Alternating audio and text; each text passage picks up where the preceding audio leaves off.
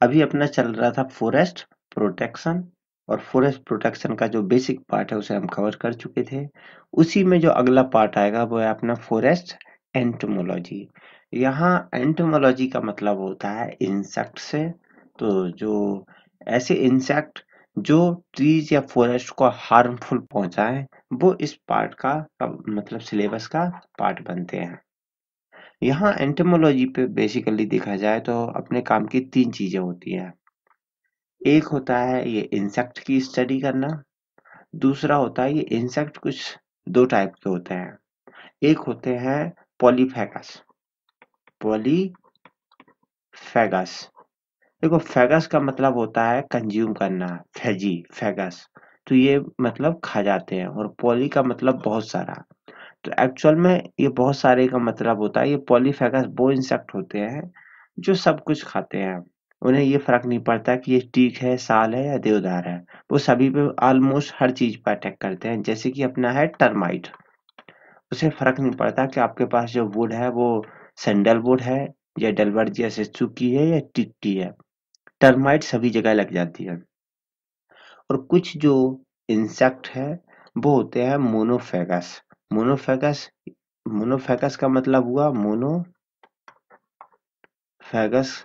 इनका मतलब हुआ कि वो किसी एक पेड़ पर ही, एक ट्री पर ही अटैक करेंगे, मतलब किसी पर्टिकुलर ट्री पर ही। और कुछ इंसेक्ट होते हैं इन्हें बोलते हैं हम ओलिगोफेगस। ओलिगो का मतलब क्या हुआ कि ये कुछ पे करेंगे, कुछ पे मतलब दो तीन पे अटैक कर देते हैं ये। तो यहाँ पर जो हमें स्टडी करना है तो एक तो करना है पॉलीफेगस की, और दूसरा जो हमें पढ़ना है वो है अपना ये मोनोफेगस की। यही अपने सब्जेक्ट के लिए इम्पोर्टेंस है। दूसरा आपका जो सिलेबस है उसमें एक तो ये दिया गया है कि एंटोमोलॉजी की बेसिक स्ट्रक्चर, मतलब जो अपने ये इंसेक्ट वगैरह है इनको देखना है। इसके साथ आपके में ये भी है कि जो आपके जो स्टोरेज टिम्बर है या कॉमर्शियल टिम्बर है उनकी भी एंटोमोलॉजी देखनी है। तो कॉमर्शियल टिम्बर का मतलब क्या हुआ, आप कॉमर्शियल में उगाते क्या हो। जैसे कि एक आपने देवदार लगा दिया है, चीर पाइन लगा दिया है, अपने यहाँ यूकेलिप्टस है, पॉपुलर है, इन्हें लगा रहे हो आजकल कॉमर्शियल के लिए। तो ये जो इंसेक्ट है इन स्पीसीज को ध्यान देना है, तो घूम फिर करके वही चीजें हम पढ़ते हैं प्रॉपरली, क्योंकि जो बेसिकली तो 4,500 के ऊपर पेड़ है, तो सभी की यहाँ स्टडी नहीं करनी, हम वही मोस्ट कॉमन पढ़ते हैं और वही सब सब कॉमर्शियल इंपोर्टेंस के होते हैं। तो इसमें कुछ अलग की जरूरत है नहीं। अब सबसे पहले अपने टॉपिक पे ही चलते हैं। तो इसमें एक तो आता है इंसेक्ट की स्ट्रक्चर। देखो ये जो इंसेक्ट होते हैं इनको अगर एनिमल किंगडम की बात की जाए, कभी आपने पढ़ा हो, तो इनको बोलते हैं हम आर्थ्रोपोड्स, आर्थ्रोपोडा। आर्थ्रोपोडा जो उनका है ऑर्डर है उसके अंडर रखा जाता है। आर्थ्रोपोडा वालों का कैरेक्टर है, ये आर्थो का मतलब होता है सिक्स, पोड़ा का मतलब होता है पैर। तो ये सिक्स पैर के एनिमल्स होते हैं। जैसे इसके देखो एक दो तीन इधर हो गए और तीन इस साइड, तो इनके सिक्स पैर होते हैं। अगर बॉडी की बात की जाए तो इनकी बॉडी जो है वो तीन पार्ट में डिवाइड होती है। आगे का ये होगा, ये हेड हो जाता है, ये इनका थोरैक्स हो जाता है, और लास्ट में एब्डोमेन। ये तीन पार्ट है, यहाँ पर लिखा भी है, हेड है, थोरैक्स और एब्डोमेन। तो इनकी जो बॉडी है वो तीन पार्ट में डिवाइड होगी। जो विंग मीन्स जो लेग्स हैं वो छह होंगे।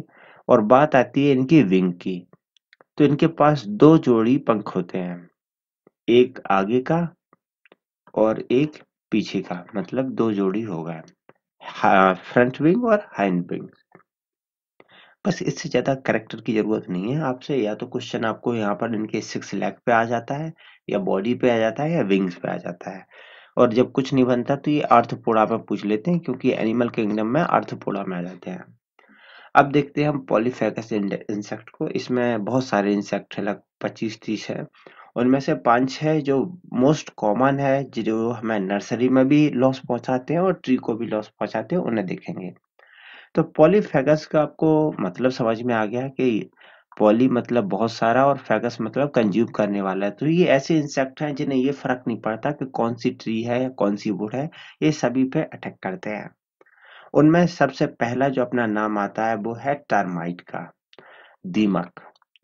दीमक को व्हाइट आंट भी बोलते हैं, सफेद चींटी भी बोलते हैं।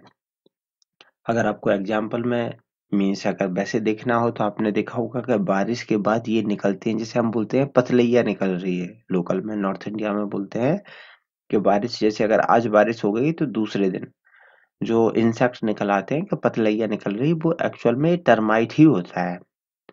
इसे क्या बोलते हैं, व्हाइट आंट, क्यों, थोड़ी सफेद सी होती है और काफी बड़ी भी है। और अगर आप आंट की भी बात करो, चींटियों की बात करो, तो उसमें भी आपको पता होगा कि चींटियां का जब एडल्ट फेज में आ जाती है तो उनके भी पंख आ जाते हैं और वो भी उड़ने लगती हैं। तो सभी चींटियां नहीं, लेकिन उनमें कुछ में है कि वो एडल्ट फेज में उड़ने लगती हैं। तो ये है, दोनों सिमिलरिटी है, दोनों की लगभग कैरेक्टर सिमिलर है, फिजियोलॉजी सिमिलर है, मीन्स ये दोनों आंट ही है। तो इसलिए न इसे बोलते हैं व्हाइट आंट। कई बार पूछा जा चुका है कि टर्माइट को क्या बोलते हैं, व्हाइट आंट क्या है। दूसरा बात आती है इसके साइंटिफिक नेम की।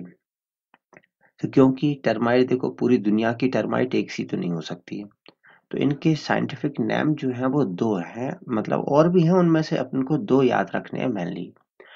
एक का जो है वो है ओडोंटोटर्मिस ओबेसस और दूसरा है माइक्रोटर्मिस माइकोफेगस। जो साइंटिफिक नेम है वो दो टर्म से मिलकर बना होता है। आगे का जो होता है उसे बोलते हैं जीनस और जो पीछे का होता है उसे बोलते हैं हम स्पीसीज। तो जो जीनस है हमें इसे याद रखना है, मीन्स आपको ये याद रख लो कि ओडोंटोटर्मिस और माइक्रोटर्मिस। अब दोनों में ही टर्मिस जुड़ा है। टर्मिस का मतलब होता है टर्माइट।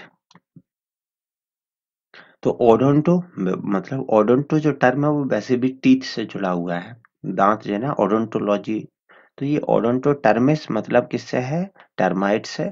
और माइक्रोटर्मिस यानी कि छोटे छोटे दांत, तो ये कौन है, दोनों की दोनों अपनी टर्माइट है। बस इतना याद रखो कि ओडोंटोटर्मिस और माइक्रोटर्मिस ये दोनों टर्माइट है। अब आती है इसके इंसेक्ट के ऑर्डर की। ये केवल और केवल आईसीएआर वालों को ही याद रखना है। राजस्थान या स्टेट एशिया वालों को बिल्कुल जरूरत नहीं है कि इसका ऑर्डर क्या है। अब हमें जो याद रखना है वो ये है कि आखिर इंडिया की कौन सी सॉइल है या कौन से रीजन है जहां ये टर्माइट है वो बहुत ही एक मेजर प्रॉब्लम है। देखो टर्माइट क्या करती है, जमीन के अंदर रहती है, तो अब इसलिए वहां पर होल करके गड्ढे बनाती है।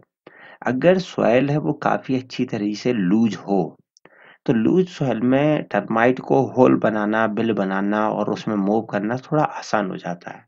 तो अपनी जो सैंडी या सैंडी लॉम है, यानी कि जो एरिड और सेमी एरिड रीजन है राजस्थान के, उनमें टर्माइट की काफी ज्यादा प्रॉब्लम रहती है। आप में से काफी लोग इस रीजन के हो सकते हैं, जैसे कि झुंझुनू के आसपास के हैं, तो उनको ये मालूम होगा, या फिर जो इस टाइप से जो बॉर्डर से रिलेटेड है जहाँ की सॉइल में थोड़ी सैंडीनेस है, तो वो इन्हें देख सकते हैं। इसके बाद एक कभी-कभी आ जाता है कि टर्माइट है, उसका जो रोल है वो पॉजिटिव रोल है न्यूट्रिएंट रिसाइकलिंग में। तो ये थोड़ा लगता है कि न्यूट्रिएंट रिसाइकलिंग में कैसे इसका रोल है, इस बात को समझ लेते हैं।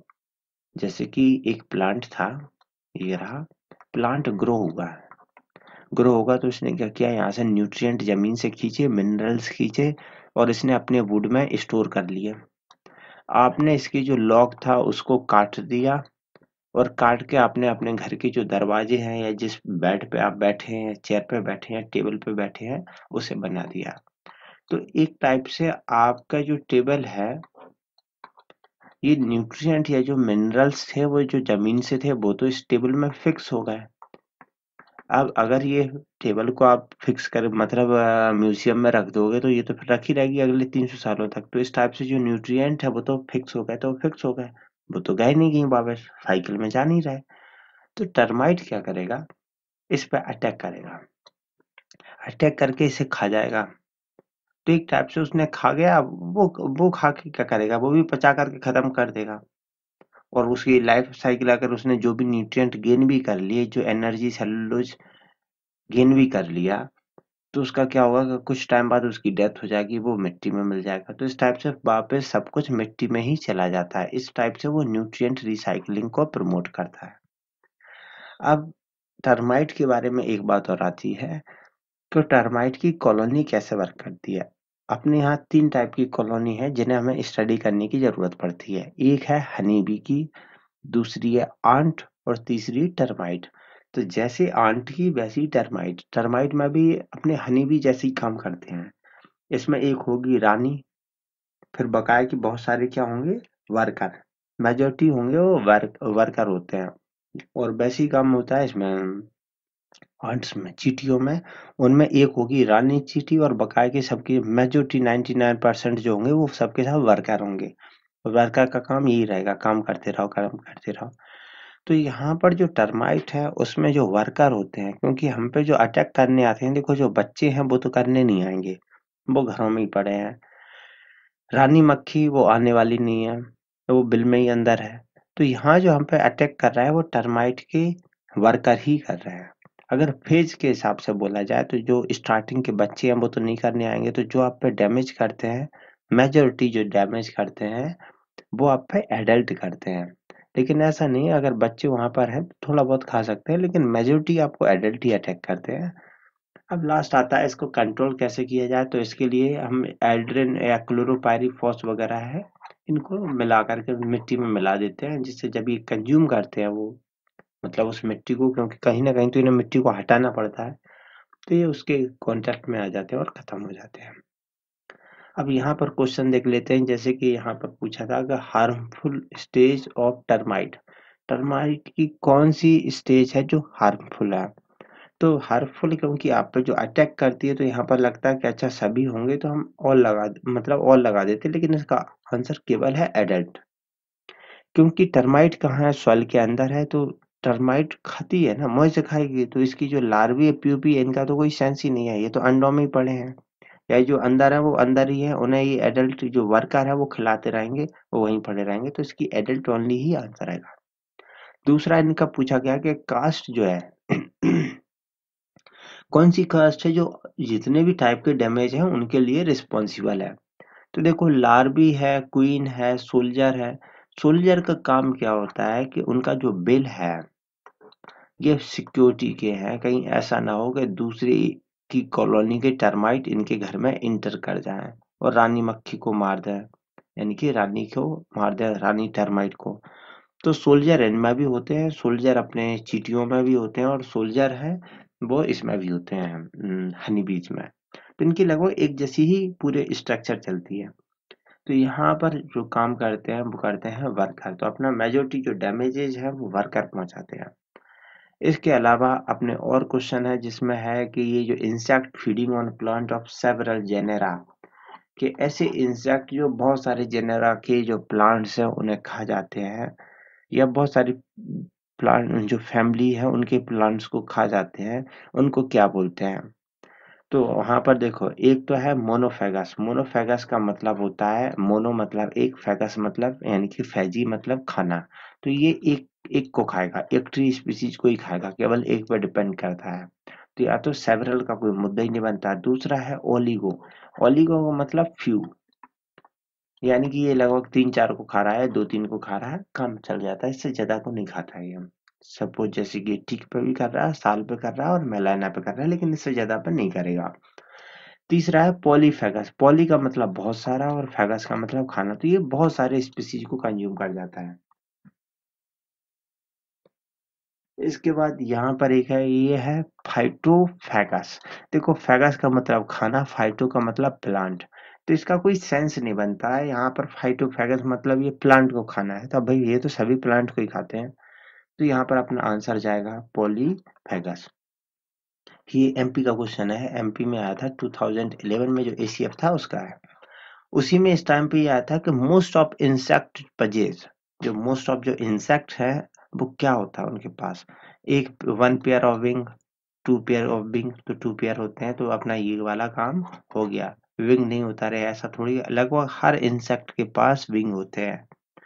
ऐसा हो सकता है कि उसकी कुछ स्टेज में विंग आपको ना मिले, जैसे कि जो अपनी चींटियां हैं उनकी बहुत सारी जो स्टेजेस हैं, जैसे कि इनिशियल स्टेज है, ये जो एडल्ट स्टेज है, उसमें आपको पंख ना मिले, लेकिन जब वो मैच्योरिटी में आगे जाएंगे तो उनके लास्ट फेज में उनके पंख आ जाते हैं। जैसे अपने यहाँ कहावत भी है कि चींटी के पंख निकल आए मतलब मरने को तैयार हो गया। क्यों? क्योंकि अब वो बिल्कुल मैच्योरिटी पे जा चुका है। अब वो उड़ेगा, उड़ेगा तो पंख से कहीं इधर-उधर टकराएगा और मरना ही होता है, तो कहीं मरा मिलेगा 2 दिन में। तो इस टाइप की चलती है, लेकिन ये सभी इंसेक्ट में कभी न कभी विंग आएँगे ही। जो अपने जितने भी लार्वा होंगे, जो अपने डैमेज करेंगे फोरेस्ट्रीज को, वो सभी उनकी लार्वी स्टेज या एडल्ट फेज कर रहे होंगे। और खासकर उनके जो लार्वी वाली स्टेज, और वो उसके बाद जब वो एडल्ट बनेंगे तो पतलइये बन जाएंगे, वो अपनी जो बटरफ्लाई है इस टाइप के बन जाते हैं। इसके बाद अपना दूसरा जो इंसेक्ट आता है वो है व्हाइट ग्रब। व्हाइट का मतलब सफेद, ग्रब का मतलब थोड़ा जो ग्रबी है, मतलब जो लचीला है, ग्रबी हो। ये ग्रबी मत समझ लेना सब्जी की, ये ग्रबी है। इसके कुछ अदर नाम है, जिसमें एक आता है चाफर बीटल, और दूसरा होता है जून बीटल, और तीसरा है कॉक चाफर। इसके जो तीनों नाम है, इसमें खासकर जून बीटल और चौक काफर ये काफी फेमस है और अक्सर एग्जाम में आ चुके हैं ये। अब बात ये आता है कि इसका पहले तो देखते हैं इसका साइंटिफिक नेम क्या है। अगर इसको देख लिया जाए, आपने अगर कभी ध्यान दिया हो, ह्यूमन फिजियोलॉजी पढ़ी हो, तो आपने यहाँ ट्रैकिया पढ़ी होगी अपनी, जिससे अपने लंग्स जुड़े होते हैं और इधर आपका माउथ वाला पार्ट होता है। तो ये ट्रैकिया है, यहाँ पर सी शेप्स की क्या होती हैं, कार्टि मतलब कार्टिलेज होती हैं। तो ये एक ट्यूब होती है आपकी, ये जो, और ये भी ट्यूब पूरी की पूरी वाइट होती है। अब अगर इस चाफर बीटल को देख लिया जाए, यानी कि व्हाइट ग्रब को देख लिया जाए, तो ये क्या बहुत ज्यादा तो एक्टिव होता नहीं है, अक्सर थोड़ा नाइट के टाइम पे या मॉर्निंग के टाइम पे एक्टिव होगा। तो अगर, और रहता कहाँ है, पहली बात देखो यहाँ पर जो सॉइल पिक्चर इसीलिए है क्योंकि ये सॉइल के अंदर रहता है, जमीन के अंदर। तो अगर इसकी कुछ टाइम बाद अगर इसकी डेथ हो जाती है, तो ये क्या है, इधर से उड़ जाता है, इधर से उड़ जाता है। इसका ये जो ट्यूब बचती है, ये एक टाइप से ट्रैकिया जैसी ही ट्यूब बची, वो भी ये कार्टिलेज जैसी दिख रही होती है, और यहाँ से पूरी होलो सी एक पाइप सा बच्चा रह जाता है। तो इसलिए इसका साइंटिफिक नाम है होलोट्रिकिया। रट्टा मारने के लिए इससे बेटर एक्सप्लेनेशन नहीं कर सकता। अब ये कहाँ रहता है, जमीन के अंदर, मतलब मिट्टी में ही है। तो हमें क्या इश्यू है कि जैसे हमने नर्सरी बनाई, नर्सरी में हमने प्लांटेशन लगा दी। अब हमारे तो पेड़ लगा दिए हमने, हमें पता नहीं है कि पेड़ मस्त लगा रहे हैं हम, पानी पे पानी दे रहा है, फर्टिलाइजर पे फर्टिलाइजर दे रहा है। ये बीटल आया और उसने क्या किया, यहाँ अंदर से ही इसकी जड़ें खा डाली, खासकर जो यंग सीडलिंग है, जो नर्सरी है, उसमें खा डाली। हमें ये लगता है कि शायद पेड़ में कोई दिक्कत है या घटिया प्रकार की सीडलिंग है, या इसकी रूट वूट डैमेज हो गई थी, इसलिए ये पेड़ नहीं बच पाया। लेकिन एक्चुअल में ये हुआ कि पेड़ सब कुछ सही था। ये जो व्हाइट ग्रब था, यानी कि जो चाफर बीटल था, इसने रूट को नीचे से ही चॉप कर दिया। तो पहला तो आपको याद रखना है इसका साइंटिफिक नेम, व्हाइट ग्रब को। दूसरा इसके जो अदर नाम है, जिसमें जून बीटल है, चौक काफर है, चौक चाफर है, ये चाफर बीटल है। तीसरी बात आपको याद रखना है कि ये जो कंज्यूम करता है, ये क्या फीड करता है, ये रूट को फीड करता है। कभी कभी इस टाइप के क्वेश्चंस आए हैं कि चाफर बीटल कब एक्टिव करता है, तो जनरली नाइट के टाइम पे ही काम करेगा। और इसके अटैक के वाले पार्ट की जाए तो ये रूट पार्ट को कंज्यूम कर जाता है, तो इसलिए इसके रूट फीडर पे भी कई बार क्वेश्चन आया है। इसके अलावा और ये आता है कि किस किस पे, तो जैसे कि अभी हम क्या पढ़ रहे हैं, पॉलीफेगस इंसेक्ट, तो इसको भी ये कोई फर्क नहीं पड़ता कि सामने वाला क्या है, ऐसे तो जो मिल जाए उसी को खा डालता है। तो यहाँ पर जनरली जो देवदार है, उसमें ये बहुत बड़ा इशू है, देवदार और अपने बबूल में। और यहाँ पर खेजड़ी याद रखना है किसको, क्योंकि खेजड़ी अपने राजस्थान से है और वहाँ का इम्पोर्टेंट प्लांट है। तो देवदार, बबूल, खेजड़ी, इन्हें याद रह लो तो ठीक है, नहीं तो कॉमन बीटल है, तो मेजोरिटी में बहुत सारे प्लांट में अक्सर लग ही जाता है। तो इसे ज्यादा याद रखने की ये भी जरूरत नहीं है कि याद हो ही जाए, क्योंकि मोस्ट कॉमन चीजें हैं और कॉमन बहुत सारे प्लांट में लगती हैं। तो यहाँ पर जैसे क्वेश्चन आया था ये कि जो चौक चाफर है in nursery are, cockchafer nursery में क्या होता है, उन्होंने व्हाइट ग्रब नहीं बोला था, उसका नाम पूछ लिया था, तो ये है रूट फीडर। इसके अलावा एक अगला इंसेक्ट है, इसे बोलते हैं हम कट वॉर्म। देखो कट वॉर्म का मतलब क्या है, कि वॉर्म का मतलब होता है कीड़ा। कट का मतलब ये क्या करता है, जैसे कि कोई अपना प्लांट लगा, ये जमीन के ऊपर से ये प्लांट ग्रो कर रहा था, और चलो आगे जाके ठीक ठाक पत्तियां निकल रही थी। ये अर्ली मॉर्निंग यानी कि खासकर नाइट में जमीन से निकलेगा और ये पेड़ के यहाँ साइड में अटैक करेगा और धीरे धीरे करके सैप सैप करके इस पेड़ को एक्चुअल में काट देगा। ये जब पेड़ कट के इधर गिर जाएगा तो यहाँ पर क्या है, इसका जो सेल शेप है वो बिल्कुल आ जाएगा, यानी कि जैसे इसने पेप्सी की ढक्कन खोल दी। अब यहाँ पर जो प्लांट का नीचे से है पूरा जो सैप है, प्लांट जो नीचे से सैप जो ऊपर लेके आ रहा होगा उस सैप को सक कर लेगा। तो क्योंकि ये प्लांट को कट कर देता है इसलिए इसे बोलते हैं कट वॉर्म। अब कट वॉर्म के साथ क्या है कि ये हमें दिखता है, जमीन के ऊपर है तो ये दिख जाता है कि हाँ ये पेड़ कट गया, तो हमें समझ में आ जाता है कि ये कट वॉर्म का अटैक है। जबकि व्हाइट ग्रब के अटैक में तो हमें पता ही नहीं पड़ रहा था।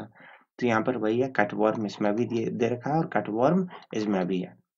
अब क्योंकि ये कट वॉर्म अभी जब भी आपको दिखेगा किसमें प्रॉब्लम है, एग्रीकल्चर फील्ड में, तो इसका जो साइंटिफिक नेम है वो है एग्रोटिस इप्सिलॉन।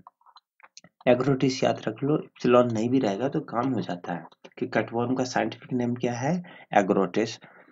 अब इसकी देखो, अभी तक चाहे अपना ये कटवर्म हो या फिर अभी अपना चौक चापर बीटल हो, इनकी हमें जो मीन्स जो डैमेजिंग स्टेज है वो इनकी बहुत एडल्ट वाली नहीं है, ये उनकी जो लार्वी वाली स्टेज है वो है। एडल्ट होगी तो वो तो पतलैया की तरह उसमें दो पंख आ जाएंगे और वो जमीन में उड़ता फिरेगा। तो यहाँ पर जो कट वॉर्म के साथ रहा एग्रोटिस इप्सिलॉन। अब इसका पूछा जाता है कि आखिर कब अटैक करता है, तो जनरली ये नाइट में अर्ली मॉर्निंग में करेगा। नाइट में ज्यादातर करता रहता है क्योंकि सुबह सुबह सभी इतने नहीं खा सकते। मेजोरिटी अटैक नाइट में रहता है, तो ये कई बार पूछा जा चुका है कि मेजोरिटी ये अटैक कब करेगा। दूसरा फिर कौन कौन सी स्पीसीज पे करेगा, तो जैसे बेसिकली तो इसे याद रखने की जरूरत नहीं है क्योंकि पॉलीफेगस इंसेक्ट है, लेकिन कई बार थोड़ा कुछ लोगों को याद रखने का थोड़ा वो रहता है। तो याद रख लेना कि अपनी आपकी फैमिली है अकेशिया, अल्बिजिया, प्रोसोपिस और केसिया, ये वाली फैमिली आ गई और इसके साथ अपना यूकेलिप्टस अगर याद रखना चाहो तो यूकेलिप्टस जरूर याद रख लेना। तो कट वर्म का अटैक यूकेलिप्टस पे काफी ठीक ठाक होता है। और जो आईसीआर की प्रिपरेशन कर रहे हैं उनको ये सभी इंसेक्ट के ऑर्डर्स याद रखने हैं, इनके जो है क्योंकि उनके में ऑर्डर पूछ लिए जाते हैं। इसमें एक अकेला अगला आएगा, वो है बार्क ईटिंग कैटरपिलर। ये कैटरपिलर मतलब लार्वा है, लेकिन ये क्या खाता है, बार्क। ये जैसे प्लांट है इसके ऊपर यहाँ ग्रो करेगा, ये क्या करेगा, यहाँ पर बार्क के आसपास ग्रो करेगा और ये बार्क को कंज्यूम करके जो खाली पीली का मटेरियल उससे यहाँ टनल बनाएगा एक ऐसे। अब ये टनलिंग का मटेरियल कहाँ से लेके आएगा, कहीं बाहर से एक्सपोर्ट तो करेगा नहीं। तो ये यहीं पे जो खा रहा है तो बार्क का जो रेजिड्यू है जो उसके मतलब का नहीं है जिसे निकाल देता है, उसकी वो टनल बनाता है और उस टनल के अंदर रहेगा और इसकी जो अपर बार्क है वो खा जाता है। खाता है क्या, कैटल कैटरपिलर। मैंने जैसा बोला कि इनके किसी की भी जो एडल्ट फेज है वो अपन को डैमेज नहीं पहुंचा रही है क्योंकि इनके कैटरपिलर यानी कि जो लार्वा स्टेज है वही सब कुछ खा रही है। अब अगर इसके साइंटिफिक नेम की बात की जाए तो जैसा मैंने बोला कि आपको जीनस याद रखना है। क्यों, क्योंकि हो सकता है स्पीसीज वाइज उसकी जो पीछे का जो स्पीसीज है वो चेंज हो जाए, तो अपना जीनस जनरली चेंज नहीं होता है। तो इसको हम बोलते हैं इंदरबेला क्वाड्रियो टाटा। अब ये जो बार्क खाने वाले हैं, बार्क खाने वालों की मैं दो चीजें याद रख लेता हूँ। यहाँ पर इंदिरा गांधी है और पीछे रतन टाटा है। तो ये जो बार्क है वो इंदरबेला क्वाड्रियो टाटा है। अब उसे पॉलिटिकल या उस व्यू से ना लेकर के बस एक सिंपल से ले लो कि इंदिरा को बेला बोलते थे। अब क्यों, क्योंकि लोग परेशान थे इनसे। कैसे समझते हो आप लोग, यहाँ पर टाटा कंपनी है तो ये समझ लेना कि इन्होंने ये जो बार्क है, या तो ये ले लो कि इन्होंने बार्क कंज्यूम करने वाले जो इंसेक्ट थे उनको खत्म किया, या एक टाइप से पेड़ में एक टाइप से ये बार्क खा गई। जो भी ले लो इमरजेंसी वगैरह के, एक टाइप से उसकी पेड़ की जो बेसिक होती है, क्योंकि बार्क डैमेज का मतलब होता है प्लांट की डेथ हो जाना। तो ये भी एक बहुत बड़ा एक इशू है जो, तो उसे लिंक कर लेना। तो इसका पर्पज अपना है कि क्वेश्चन सही करना। ना कि किसी पॉलिटिकल बिलीफ से। तो ये जो बार्क ईटिंग कैटरपिलर है, इसका नाम क्या है? इंडरबेला क्वाड्रियोटाटा। इसमें अभी दो अपने और बचे हुए हैं। इसमें एक है ट्री बोरर। ट्री बोरर में क्या होता है कि जैसे अपना यहाँ पर एक बड़ा पेड़ रहा होगा, ये उसका स्टंप ले रहा हूँ, ये पेड़ रहा होगा। ये जो ट्री बोरर है, ये क्या करता है? इंसेक्ट है ये पूरा, एडल्ट फेज है ये, सिलोस्टर्न स्कैब्रेटर। ये उसमें यहाँ पर अटैक करेगा और होल करके घुस जाएगा। और एक बार ये एंटर कर गया तो अंदर ही चला जाता है, पूरी पूरी टनल बना देता है। और टनल बनाने के बाद उसी के अंदर बना रहेगा ये, उसी में अंडे दे देगा। फिर अंडे के बाद फिर जो उसके प्यूपा निकलेंगे, प्यूपा उसे खाएंगे।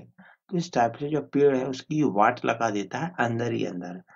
हमें पेड़ तो बाहर से बहुत अच्छा लगता है, ये लगता है कि हमने प्लांटेशन की है, 30 साल की हो गई, अगले 10 साल बाद हमें करोड़पति बनने वाले हैं इन्हें बेच करके। लेकिन अगर बीच में कोई साइक्लोन आ गया और उसने ये पेड़ों को उखाड़ दिया, तब पता पड़ता है कि ये पेड़ तो खत्म, खोखला हो चुका था। या फिर जब हम इसे काटने जाते हैं इसके रोटेशन पे, तब ये पेड़ पता पड़ता है कि अंदर से तो ये साफ है। मतलब आपके करोड़पति बनने का जो सपना था उसका धुआं हो गया। तो अब इसका यहाँ यहाँ याद रखना है साइंटिफिक नेम। इसका नाम है सीलोस्टर्ना एस्कैबरेटर। और ये करता क्या है? देखो यहाँ स्टेम है और ये रूट वाला पार्ट है, तो इसे बोलते हैं सूट रूट बोरर या रूट सूट बोरर। इसका अटैक वैसे तो बहुत सारी स्पीसीज में है, लेकिन बम्बू में खासकर बहुत ज्यादा होता है इसका। अपने यूपी, एमपी, राजस्थान जो नॉर्थ इंडिया है उसमें बम्बू में काफी ज्यादा अटैक किया जाता है इसका। इसके बाद लास्ट आता है इसमें, वो है अपने सीड वाले। अपने जब जैसे कि ट्री है, तो ट्री की जो लाइफ है, लास्ट में उसका रीजनरेशन कहीं ना कहीं सीड से ही हो गई। और आपने देखा होगा कि जैसे अपने वीट है, यहाँ गेहूं है, तो इनमें काफी इंसेक्ट्स हैं जो इस सीड के अंदर लग जाते हैं। ये जो इंसेक्ट ये जो लगते हैं, इनकी एक बहुत बड़ी कैटेगरी है जिसे बोलते हैं हम बुर्चिडेसी, एक जेनेरा है। तो मेजोरिटी जो इंसेक्ट हैं वो इस बुर्चिड फैमिली के हैं, बुर्चिडेसी के हैं। तो इन्हें शॉर्ट फॉर्म में बोल दिया जाता है बुर्चिड्स। तो एक्चुअली क्वेश्चन अपने ये आते हैं कि ऐसे इंसेक्ट जो स्टोर्ड सीड में लगते हैं तो वो कौन से होते हैं? तो वो जनरली बुर्चिडेसी फैमिली के मेंबर होते हैं। अब इनके साइंटिफिक नेम की बात की जाए तो इनमें बहुत सारे प्लांट इसमें इंसेक्ट हैं। उनमें एक ही याद रखना है, वो है कॉरिडोन गोनाग्रा। इसको याद रख लो, ये कई बार आपको काम देगा, अगले पीढ़ियों में मिलते जाएगा ये कैरिडोन गोनाग्रा। एक तो याद आपको ये याद रखना है कि ये जो कैरिडोन है, ये पॉलीफेकस के अंडर हम पढ़ रहे हैं। मतलब ये किसी एक पर्टिकुलर स्पीसीज से लिंक ना होकर के ये बहुत सारे में होगा, जैसे कि कैजुराना वगैरह को भी काफी डैमेज पहुंचाता है। अब ये अगर बुर्चिड्स की रोल की बात की जाए, तो जैसे कि अगर आप खुद सोचो कि एक प्लांट जो है वो मिलियंस ऑफ जो फ्रूट जो है वो प्रोड्यूस करता है हर सीजन में। अगर एक पेड़ ने 10 लाख सीड प्रोड्यूस करे और अगर सभी के सभी जम जाए, ग्रो कर जाए, तो फिर 2-3 साल में ही उसी पेड़ प्लांट का पूरे इंडिया पे कब्जा हो जाए। क्योंकि फिर एक ने बहुत किया, फिर अगले तो 1-2 जनरेशन में ही वो पूरी कब्जा कर लाए। लेकिन ऐसा नहीं हो पाता, क्योंकि वो जब 1 मिलियन प्रोड्यूस करते हैं तब 100-150 पेड़ ही जम पाते हैं। रिमेनिंग का क्या होता है? ये बुर्चिड्स और अदर इंसेक्ट अटैक करते हैं और कंज्यूम कर जाते हैं। तो कहीं ना कहीं ये इकोसिस्टम भी है कि उन्होंने अपने आप को इस टाइप से मेंटेन किया है कि कोई एक स्पीसीज इकोसिस्टम में डोमिनेंट ना हो जाए। तो इसके पॉजिटिव नेगेटिव रोल है इकोसिस्टम में, वो अपनी अलग बात है। यहाँ आपको याद रखना है कि कॉरिडोन गोनाक्रा क्या है, ये बुर्चिड्स है, और कॉरिडोन गोनाक्रा का जो लिंक है वो है सीड के डैमेज पे, यानी कि स्टोर सीड पे। अभी तक हम पॉलीफेकस इंसेक्ट जो है उनको पढ़ चुके थे, पॉली। अब अपना आता है मोनोफेगस वाला, मतलब वो इंसेक्ट जो किसी पर्टिकुलर ट्री स्पीसीज से ही लिंक है। तो इन्हें हम पढ़ेंगे स्पीसीज वाइज। स्पीसीज वाइज के जब भी मुद्दा आता है तो अपने पास सबसे ज्यादा जो क्वेश्चंस आए हैं वो टीक और साल से ही आए हैं, क्योंकि बेसिक अगर स्पीसीज बोला जाए तो हमें लगभग 14 से 16 के बीच में स्पीसीज पढ़नी होती है। आईसीआर वालों को पूरा डिटेल में पढ़ना होता है, लेकिन यहाँ इतना पॉसिबल नहीं है, हमारे लिए संभव नहीं है कि एक दो क्वेश्चन के लिए इतना डिटेल किया जाए। तो जो मोस्ट कॉमन है, जिनसे अक्सर क्वेश्चन आ जाते हैं, उन्हीं को पढ़ेंगे। तो इनमें पहली जो स्पीसीज आती है वो आती है अपनी टीक। टीक के साथ दो केस हैं। उन पे दो टाइप के इंसेक्ट अटैक करते हैं, एक को बोलते हैं हम लीफ डिफोलिएटर और दूसरा होता है इसे बोलते हैं स्केलेटोनाइजर। इनका मतलब समझो। पहले देखते हैं स्केलेटोनाइजर। ये जो इंसेक्ट है इसका जो लार्वा है, ये क्या है, लार्वी स्टेज ही है, लार्वी। ये लार्वा स्टेज जो है ये क्या करेगा, इसकी पत्ती पे अटैक करेगा और इसका जो सॉफ्ट टिश्यू है, जो ग्रीन वाला एरिया है, जो सॉफ्ट टिश्यू है उसे कंज्यूम कर जाएगा। लेकिन जो इसकी वैन है, ये जो वैन होती हैं इसकी, जिनके थ्रू जैसे आपके शरीर की वैन होती है जिसमें ब्लड बहता है, प्लांट की भी ऐसी ही वैन रहती है जिसके अंदर जो वाटर और फूड है वो सर्कुलेट होता है। तो इसकी जो वेन्स है उन्हें कंज्यूम ना करके केवल सॉफ्ट सॉफ्ट टिश्यू को करता है। तो यहाँ पर ऐसा समझ लो कि ये पत्ती का सॉफ्ट टिश्यू खा जाता है तो यहाँ एक टाइप का कंकाल बचा रह जाता है। कंकाल मतलब स्केलेटन। तो इसलिए इसे बोलते हैं स्केलेटोनाइजर, मतलब जो इसको कंकाली फॉर्म में कन्वर्ट करता है, मतलब पत्ती को, अच्छी खासी पत्ती का एक कंकाल बना देता है, यानी कि स्केलेटोनाइजर स्केलेटन बना देता है। तो एक तो इंसेक्ट आता है कि लीफ स्केलेटोनाइजर कौन सा है, इसका साइंटिफिक नेम। तो इसका जो साइंटिफिक नेम है वो है हेपेलिया मिचरेलिस या यूटेक्टोना मिचरेलिस। साइंटिफिक नेम पूरा अभी अगली स्लाइड में पढ़ेंगे, बस आपको थोड़ा डिटेल देखना है कि ये क्या है, यूटेक्टोना या हेपेलिया। पुराना नाम है इसका यूटेक्टोना, बाद में इसका नाम चेंज कर दिया गया हेपेलिया। तो अपने में एग्जाम में दोनों ही आ जाते हैं। दूसरा इंसेक्ट है वो है डिफोलिएटर।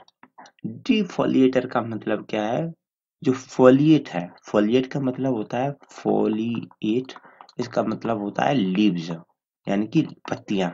तो ये डिफोलिएटर मतलब पत्तियों को हटा रहा है। तो ये कौन सा इंसेक्ट है, ये स्केलेटोनाइजर से भारी वाला इंसेक्ट है। और ये क्या करता है, इसकी पत्तियों को खाएगा और पूरा का पूरा कंज्यूम कर देगा, पत्तियों को छोड़ता ही नहीं है। तो ये है। अब ये क्या है, जैसे कि पत्तियों के बारे में बात की जाए, अगर एक पेड़ पे देखा जाए तो एक पेड़ पे लकड़ी के अलावा होता क्या, पत्तियां होती हैं। जब अगर ये पूरी पूरी पत्तियां ही खा जाएगा तो वो पेड़ क्या है, एक टाइप से खत्म हो गया, मतलब वो एक टाइप से प्योरिटी आ गई, जैसे आदमी जीरो पे पहुंच गया, मतलब प्योर हो गया। तो इसका जो साइंटिफिक नाम है वो है हाइबिलिया प्यूरिया। किसका, डिफोलिएटर का। तो आपको डिफोलिएटर और स्केलेटोनाइजर का मतलब समझ में आना चाहिए।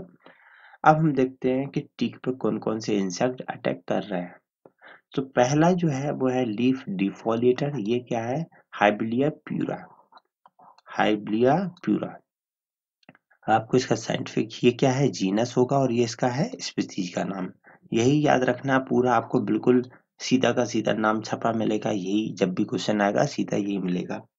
मेजोरिटी प्रोबेबिलिटी होती है कि आपको जो क्वेश्चन आए उसमें या तो टीक या साल इन्हीं दोनों में से पूछ लेते हैं।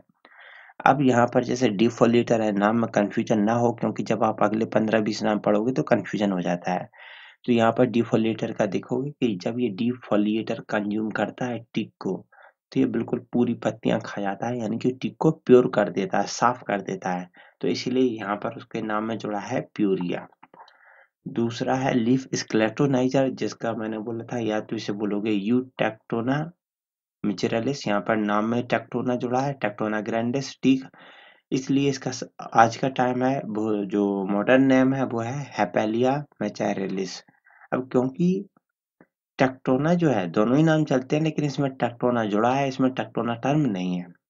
इसके पीछे रीजन ये है क्योंकि इसमें नहीं है तो लोगों को कंफ्यूजन नहीं हो पाता है, वो आराम से या पढ़ लेते हैं। तो और दूसरा है हेपेलिया मैचारेलिस, से लगता नहीं है कि ये टिक का है, तो क्वेश्चन पूछने वालों को थोड़ा आसान चला जाता है, तो अक्सर इसका नाम हेपेलिया मैचारेलिस दे देते हैं। तो ये याद रखना है कि ये टीक है, उसमें स्केलेटोनाइजर कौन है और डिफोलिएटर कौन है, इनमें गलती नहीं होना चाहिए।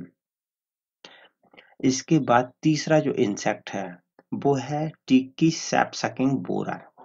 देखो बोरर का मतलब होल करने वाला, ये इंसेक्ट जो है वो उसके टिम्बर जो है उसके अंदर घुस जाएगा और जो सैप को सक कर लेगा। इसका मतलब है कि ये जब प्लांट यंग फेज में होगा, जैसे कि अपन ने टिक को लगा दिया और ये 1-2 साल का जब होगा, तो जो इंसेक्ट है वो इसके अंदर जाएगा, अटैक करके इसके अंदर घुस जाएगा और इसकी सैप को सक करेगा। तो इन्हें हम बोलते हैं सेप सकिंग बोरर। अब इसका साइंटिफिक नेम क्या हो सकता है? आपको थोड़ा आइडिया दो कि जो टीक है, टीक अपने आप ग्रो कर रहा है 24 डिग्री जो नॉर्थ लैटिट्यूड है, 24 डिग्री नॉर्थ लैटिट्यूड उससे नीचे की साइड। यहाँ पर ये वेस्टर्न घाट का रीजन है सह्याद्री, जो महाराष्ट्र में उन्हें मालूम है, ये सह्याद्री। और केरल का जो है वो है मालाबार। तो क्योंकि ये इंसेक्ट इस रीजन में बहुत ज्यादा डोमिनेंट है, तो इसलिए इसका जो नाम है वो इसी से बना है, सह्याद्री, सह्याद्री। और ये है मालाबारी। तो इतना याद रखो कि ये सह्याद्री और मालाबार जो दो पहाड़ियां हैं, ये टीक की है, सैप सकिंग बोरर का नाम है। टीक के सैप सकिंग बोरर का नाम है सह्याद्रीसस मैलाबारिकस। यहाँ पर 3 तो काम हो गए। अब इसके बाद आता है अपना व्हाइट ग्रब का। व्हाइट ग्रब तो देखो पॉलीफेगस है, तो ये तो हर जगह काम करता है, तो इसे बताने की कोई जरूरत है नहीं। ये क्या है व्हाइट ग्रब? होलोट्रिकिया कंसिगुनेंस। होलोट्रिकी याद रख लो, अपना काम हो जाता है। इसके बाद और आता है बार्क ईटिंग कैटरपिलर, जो अपना इंदिरा गांधी वाला था, इंदरबेला क्वाड्रियोटाटा। तो यहाँ पर आप पे अगर कोई क्वेश्चन आएगा तो वो एक आपको ये याद रखना है, जितने स्टार लगाना चाहो उतने लगा लो, इन्हें तीनों में कोई गलती नहीं होनी चाहिए। अगर इनमें से आपका कोई छूटता है, समझ लो क्वेश्चन गया आपके हाथ से। रिमेनिंग 2 जो है उन्हें देख लो, अपने हिसाब से कर सकते हो कि नहीं कर सकते हो। और आईसीआर वाले इसे भी करें, आईसीआर वालों के लिए बहुत ज्यादा इंपॉर्टेंट है। अब इन्हीं को अगर हम वापस देखें, जिसमें एक था अपना लीफ डिफोलिएटर, ये क्या है? हाइबिलिया प्यूरिया। दूसरा है यूटेक्टोना या हेपेलिया मैचेरालिस। क्योंकि ये काफी इंपॉर्टेंट इंसेक्ट है, तो थोड़ा हमें इन्हें और देख लेते हैं स्टडी। तो अटैक की बात की जाए तो ये जो है अपना जो गर्मियां है, अक्सर आप देखोगे कि गर्मी में यानी कि मानसून से पहले का सीजन, जो गर्मियों का सीजन है अप्रैल से जून के आसपास, ये उस टाइम पे अटैक करता है। जबकि ये मानसून के बाद अटैक करता है, एंड ऑफ ग्रोविंग सीजन। मतलब ये अप्रैल के समथिंग, अप्रैल जून करेगा, ये सितंबर अक्टूबर के आसपास करेगा। दूसरा आता है, क्योंकि ये देखो टिक बहुत वैल्यूएबल स्पीसीज है, उस पर अटैक करते हैं, तो ये ही दोनों स्पीसीज है जिन पे बहुत ज्यादा स्टडी की गई। तो अब हम ट्राई करते हैं कि देखो कितना पेस्टिसाइड या छिड़कोगे आप, और जंगल में पॉसिबल नहीं होता है, तो हम ट्राई करते हैं कि कोई नेचुरल तरीके से इसका कोई नेचुरल जो शत्रु है, जो इसी को ढूंढ ढूंढ करके खाता हो, उसको हम ढूंढ लें। और अगर उसको हम इसके टीक की प्लांटेशन वाले एरिया में इंट्रोड्यूस कर दें, तो हमारे टीक को जो डैमेज है वो रुक जाएगा। ऐसा क्यों? क्योंकि देखो कोई भी प्लांट है वो जो ग्रोथ करता है, वो ग्रोथ करेगा उसकी एनर्जी से, फूड से। और फूड बनता है पत्तियों में, क्योंकि यही फोटोसिंथेसिस होगा। और अगर इसने जो ग्रोविंग सीजन के पहले ही, यानी कि मानसून आया उससे पहले ही पत्तियां पूरी खराब कर दी, जब गर्मियां बहुत अच्छी होती हैं और लाइट बहुत अच्छी मिलती है, उस टाइम पे ही अगर इसने उसकी पत्तियों को झाड़ दिया, तो काम कैसे चलेगा? और अगर इसने यूटेक्टोना का या हेपेलिया का देख लो, अगर इसने ग्रोविंग सीजन के बाद में कर दिया, जब पत्तियां इसकी मैच्योर थी, सब कुछ सही चल रहा था, उस टाइम पे खत्म कर दिया, तो फिर इसके पास अगले 4-5 महीने कोई काम ही नहीं बचा, क्योंकि फूड सिंथेसिस ही नहीं होगा, तो प्लांट की डेथ हो सकती है। तो यहाँ पर ये दोनों को काफी स्टडी किया गया। अब बात जो आती है वो है इनकी नेचुरल एनिमीज की, यानी कि बायोलॉजिकल कंट्रोल की। बायोलॉजिकल कंट्रोल की। तो यहाँ पर जो अपना हेपेलिया है, इसके लिए ढूंढा गया है पेलॉक्जिरिस्टा सोलेनी। एक पैरासाइट है जो इसी के अंदर रहता है। ये है कौन सा? पेलॉक्जिरिस्टा सोलेनी। तो इसको याद कर लेना कि हम इसके लिए बायोलॉजिकल कंट्रोल के लिए पेलॉक्जिरिस्टा सोलेनी को यूज कर रहा है लीफ डिफोलिएटर के लिए।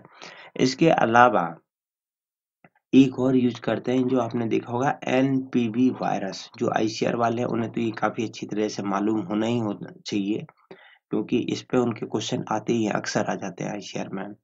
एनपीवी वायरस, ये कोई अलग वायरस नहीं है, उसका न्यूक्लियर पॉलीहेड्रोएस टाइप का कुछ चलता है इसका सेंस। और ये वायरस जो है उनमें, उनकी जो आंत होती है जब इंटर करता है, तो ये इनकी आंत को उधेड़ कर रख देता है। ये मतलब वैसा नहीं है जैसे अपना कॉटन चल रही है, लेकिन ये कुछ वर्क वैसे ही काम करता है एनपीवी वायरस। तो यहाँ पर बायोलॉजिकल कंट्रोल के लिए आपके पास एक है प्लाज्योरेस्टा सोलेनी और दूसरा है एनपीवी वायरस। यहाँ पर हेपेलिया मिचरेलिस या यूटेक्टोना मिचरेलिस की बात की जाए तो एंडिंग में करला, और इसके लिए जो कंट्रोल का काम करता है वो करता है सेड्रिया पैराडॉक्सा। बहुत ही ज्यादा इंपॉर्टेंट है, जितने स्टार लगाना चाहो इस पर लगा लो।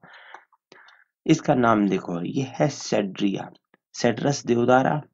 तो सेड्रिया सेड्रस देवदारा मतलब मिलता जुलता है। तो एक्चुअली ये देवदार के लिए भी काम करता है, बस उसकी जो पैराडॉक्सा ना होकर के कई बार जो जीनस है वो स्पीसीज जो है वो अलग होती है, लेकिन ये दोनों एक जैसे हैं। तो इस वजह से इसका साइंटिफिक नेम क्या है, सेड्रिया पैराडॉक्सा। इसको रट्टा मार लेना, कई बार पूछा जा चुका है सिविल के और ईसीएफ के एग्जाम में कि ये जो हेपेलिया मिचरेलिस है उसको बायोलॉजिकल कंट्रोल कैसे किया जाए। अब यहाँ पर वही है कि जो अपना था हाइबिलिया प्यूरिया है उसका बताया जा रहा है कि ये क्या करेगा। जैसे कि यहाँ पर पूरा है, तो ये इसकी जो बीच बीच की कुछ वैन है वो रह गई होंगी, मेजोरिटी चीजों को ये खत्म कर चुका है और पेड़ बिल्कुल ऐसा हो जाता है।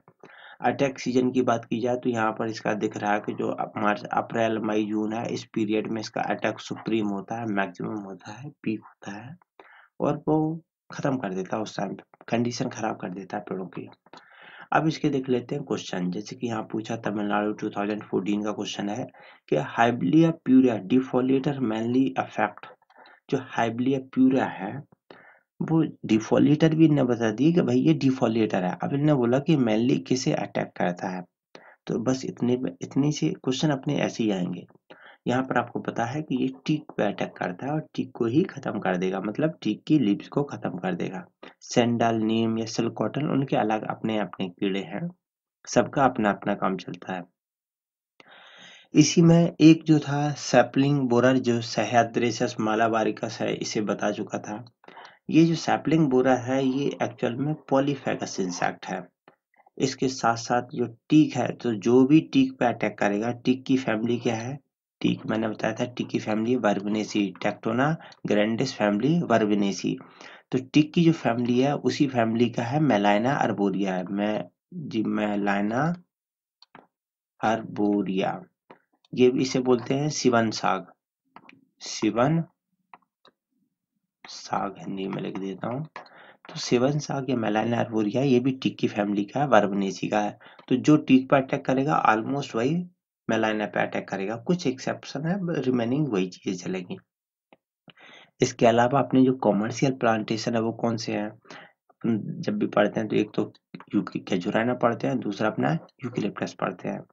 ये अल्बिजिया लीवक वगैरह है उस पर भी अटैक कर देता है। तो पॉलीफेगस है, बस इन्हें याद रखो कि ये यूकेलिप्टस पे भी कर रहा है, कैजुराना पे भी कर रहा है और मेलाना पे भी कर रहा है। इम्पोर्टेंट है, ये काफी पूछा कई कई बार पूछा जा चुका है इसे भी। अब यहाँ पर ये क्वेश्चंस हैं कि जैसे skeletonizer of old leaves and defoliator and teak is caused by. अब ये जो क्वेश्चन बनाया है वो बनाया है एमपी में 2014 का, और ये पेपर जो बनाने वाले थे वो बहुत ही निहायत ही घटिया और निकम्मे टाइप के लोग थे, इन्हें फॉरेस्ट्री की कोई नॉलेज नहीं थी। मैं ऐसा इसलिए बोल रहा हूँ क्योंकि इन्होंने लगभग 150 क्वेश्चन का पेपर बनाया था, और उसमें इन्हें लगभग 70 या 60 क्वेश्चंस थे जिनके आंसर रॉन्ग दिए थे, या तो हिंदी इंग्लिश गलत है या किसी के हिसाब से बैठ ही नहीं रहा है, और उनने किसी के आंसर एक्सेप्ट भी नहीं किए थे, जो उनके पास है वही उनका फाइनल था। तो इस टाइप का था कि उन्हें कुछ भी लिख दिया है कि अगर उन्हें पूछ लिया नेपाल कहाँ है यूरोप में, तो फिर वो यूरोप में है, इस टाइप की कंडीशन करके रखी थी उन्होंने। तो यहाँ देख लेते हैं, इन्होंने लिखा है कि स्केलेटोनाइजेशन ऑफ ओल्ड लीव्स, कि जो पुरानी लीफ को स्केलेटोनाइज करता है, एंड डिफोलिएशन इन टीक। तो भाई दोनों टर्म डाल दिए इसने, स्केलेटोनाइजर और डिफोलिएशन। तो बोला कि टीक में कौन करता है। अब यहाँ पर अपना आंसर देखेंगे तो एक्चुअल में अपने पास हाइबिलिया प्यूरिया मिलता है जो कि डिफोलिएटर है। अब क्योंकि यहाँ और कोई ऐसा ऑप्शन है ही नहीं अपने लिए, तो इसका एक ही बनता है कि भाई चलो ये मिल गया, टिक का इंसेक्ट है तो लगा दो। तो वही इसके हिसाब से ने आंसर दे रखा था। अगला क्वेश्चन आता है कि चूज द करेक्ट, ये तमिलनाडु वालों का है। इसमें पर्पज अपने यहाँ के नीचे के दो ऑप्शन नहीं है, मैंने आगे स्लाइड में डिस्कस करेंगे। अपने पर्पज यहाँ पर दो है। यहाँ पर उन्होंने टीक स्केलेटोनाइजर लिखा है और टी डिफोलेटर लिखा है, और उन्होंने पूछा था कि कौन सा मैच करेक्ट है। तो देखो हाइब्लिया प्यूरिया ये प्योर कर दे, प्योर कब करेगा, जब पत्तियां झाड़ देगा, तो झाड़ेगा तब जब डिफोलेटर होगा। हैपिलिया मिचेरालिस यानी कि जो मसल के रख दे पत्तियों को, तो जब आप पत्तियों को मसलोगे तो क्या होगा, कुछ पार्ट तो गिर जाएगा, कुछ पार्ट वहीं लगा रहेगा, मतलब स्केलेटन स्केलेटन बच जाएगा। तो जो मसलोगे उसे, तो ये हैपिलिया मिचेरालिस या यूटेक्टोना मिचेरालिस वो क्या है, लीफ स्केलेटोनाइजर। तो इसमें करेक्ट मैच था, तो ये तो दोनों मैच तो करेक्ट थे ही नहीं। अब आगे के जब पढ़ेंगे अपन तो ये अपने आप एक करके आ जाएंगे। अब इसमें अपनी अगली स्पीशीज आ जाती है, वो है अपनी साल। साल के बारे में अगर देखा जाए तो आपको साल का साइंटिफिक नेम क्या बताया था, सूर्या रोबस्टा, सूर्या रोबस्टा। और इसकी फैमिली क्या है वो बताया था, डायप्टेरो कार्पेसी, डायप्टेरो कार्पेसी, यानी कि मैंने शॉर्ट में बताया था एस डी। टिक की बताई थी टीवी टेलीविजन, और इसका बताई थी एस डी।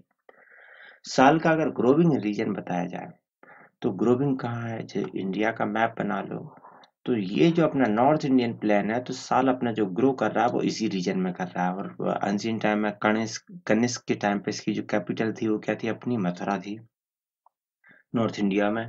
या फिर उससे भी पहले ले लो तो मथुरा काफी डोमिनेंट रहा है, रिलीजियस सेंटर रहा ही है।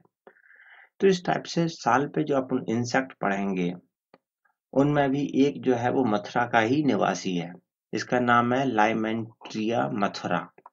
बस इतना याद रखो कि मथुरा है, और मथुरा है मतलब नॉर्थ का है, और नॉर्थ में टीक ग्रो करता है या साल। ज्यादा स्पीसीज का इशू नहीं है, हमें बस टीक और साल में कंफ्यूजन होता है। तो ये क्योंकि साल नॉर्थ में उगता है तो इसकी कैपिटल मतलब मथुरा, मतलब डिफोलिएटर है किसका, साल का। तो यहाँ पर साल का जो लीफ डिफोलिएटर है उसका साइंटिफिक नेम है लाइमेंटिना मथुरा। अब उम्मीद है इसमें कंफ्यूजन आप नहीं होंगे।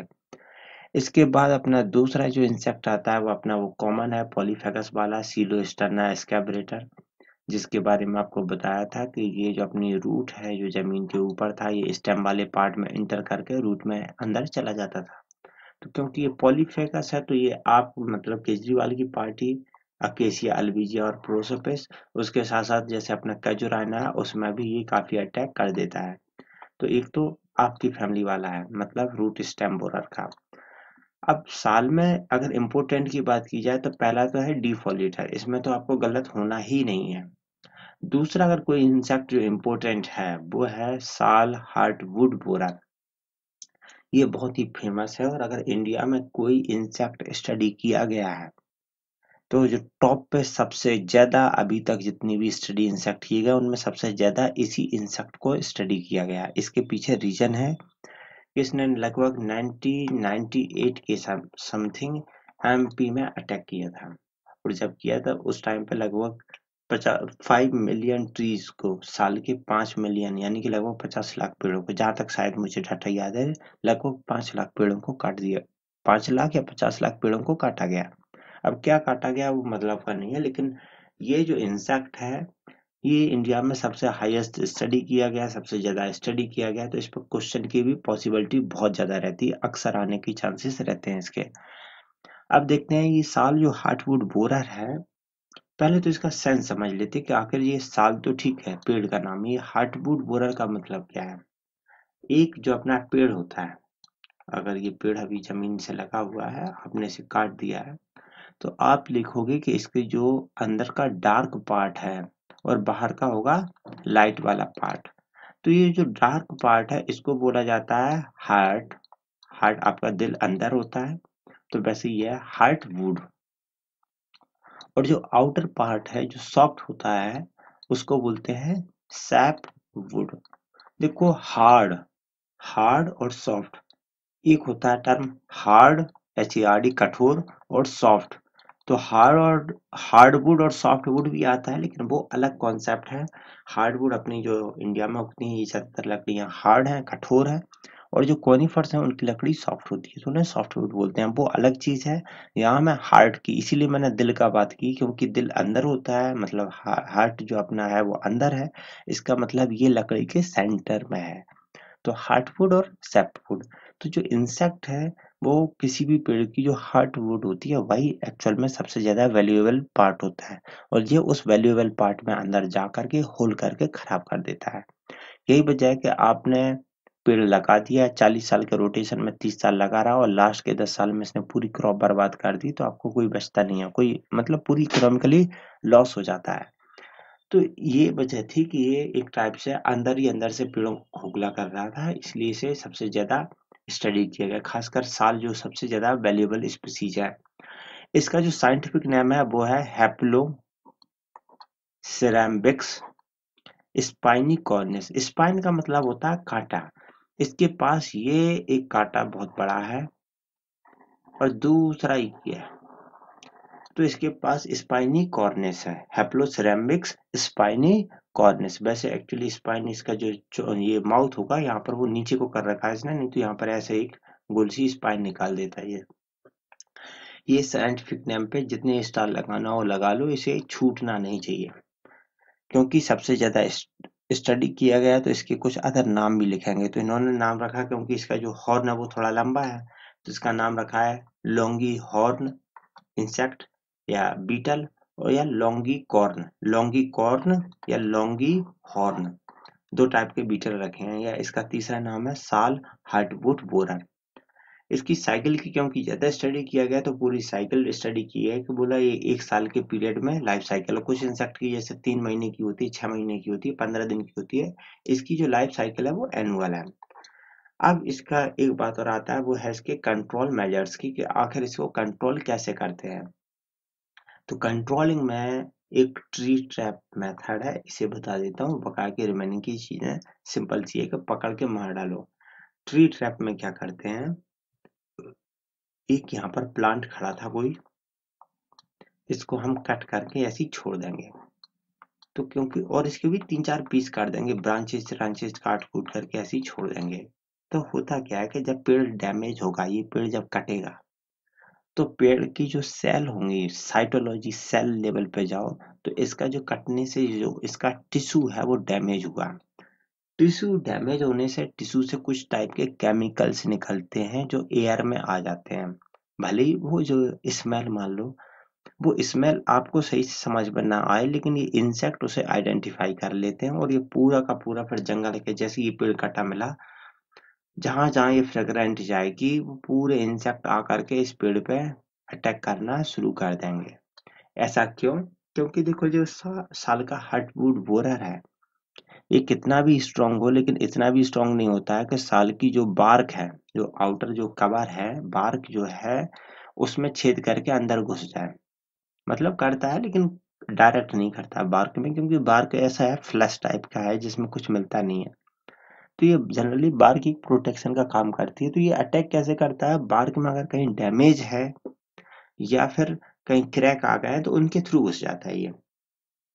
अब यहाँ पर क्या है, या फिर हाँ इसमें एक और है कि कोई दूसरा इंसेक्ट खोल करके चला गया उसके थ्रू भी एंटर कर जाता है।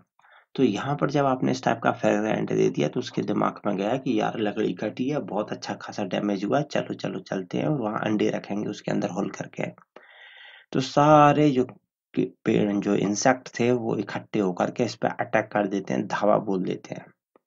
जब इस पे धावा बोल दिया, आज हम काट के डाला है वहां पर, 3-4 दिन इसे वहीं पड़ा रहने देंगे। इसके बाद उन लोगों को बिना बताए मिट्टी का तेल छिड़केंगे और इसे जला देंगे। इनकी पेड़ को एक टाइप से ट्रैप की तरह काम किया गया है, इसलिए हम उसे बोलते हैं ट्री ट्रैप मेथड। तो यहाँ पर साल के दो याद रखना था, डिफोलेटर और हार्टवुड बोरर। अब यहाँ पर जो क्वेश्चन आएंगे वो पूरे इसी पे चलते रहेंगे। एक तो जैसे हैप्लोसिरेम्बिक्स स्पाइनिकॉर्निस, ये अपना क्या है, साल का हार्टवुड बोरर। तीसरा मेजर इंसेक्ट पेस्ट ऑफ किसका है, टिक का है, नहीं है, अर्जुन और साल अभी नीम पढ़ा नहीं है। दूसरा अपना आंसर है साल, तो ये किस में पूछा गया है, यह है एमपी में। इसके बाद अगला चैप्टर ये क्वेश्चन है वो है अपना ये टेबल वाला, जिसमें अपन पहले दो को देख चुके थे। अब तीसरा देख लो, ये हैप्लोसिरेम्बिक्स स्पाइनिकॉर्निस, इसने क्या लिखा है, साल हार्टवुड बोरर, मतलब ये सही लिखा था सी वाला, ये तो उसने उल्टा कर रखा था। ठीक है, अब ऐसे जब देवतार पढ़ेंगे तब अपने को ये क्वेश्चन मिल जाएगा। अब अगले आते हैं, तो अगली स्पीसीज जो कॉमर्शियली काफी इम्पोर्टेंट है और जो कोस्टल एरिया है उसमें काफी ग्रो किया जा रहा है, वो है अपनी कैजुराइना। कैजुराइना का साइंटिफिक नाम आपको पता है? Casuarina, casuarina equisetifolia. अब बात करते हैं इसकी फैमिली की।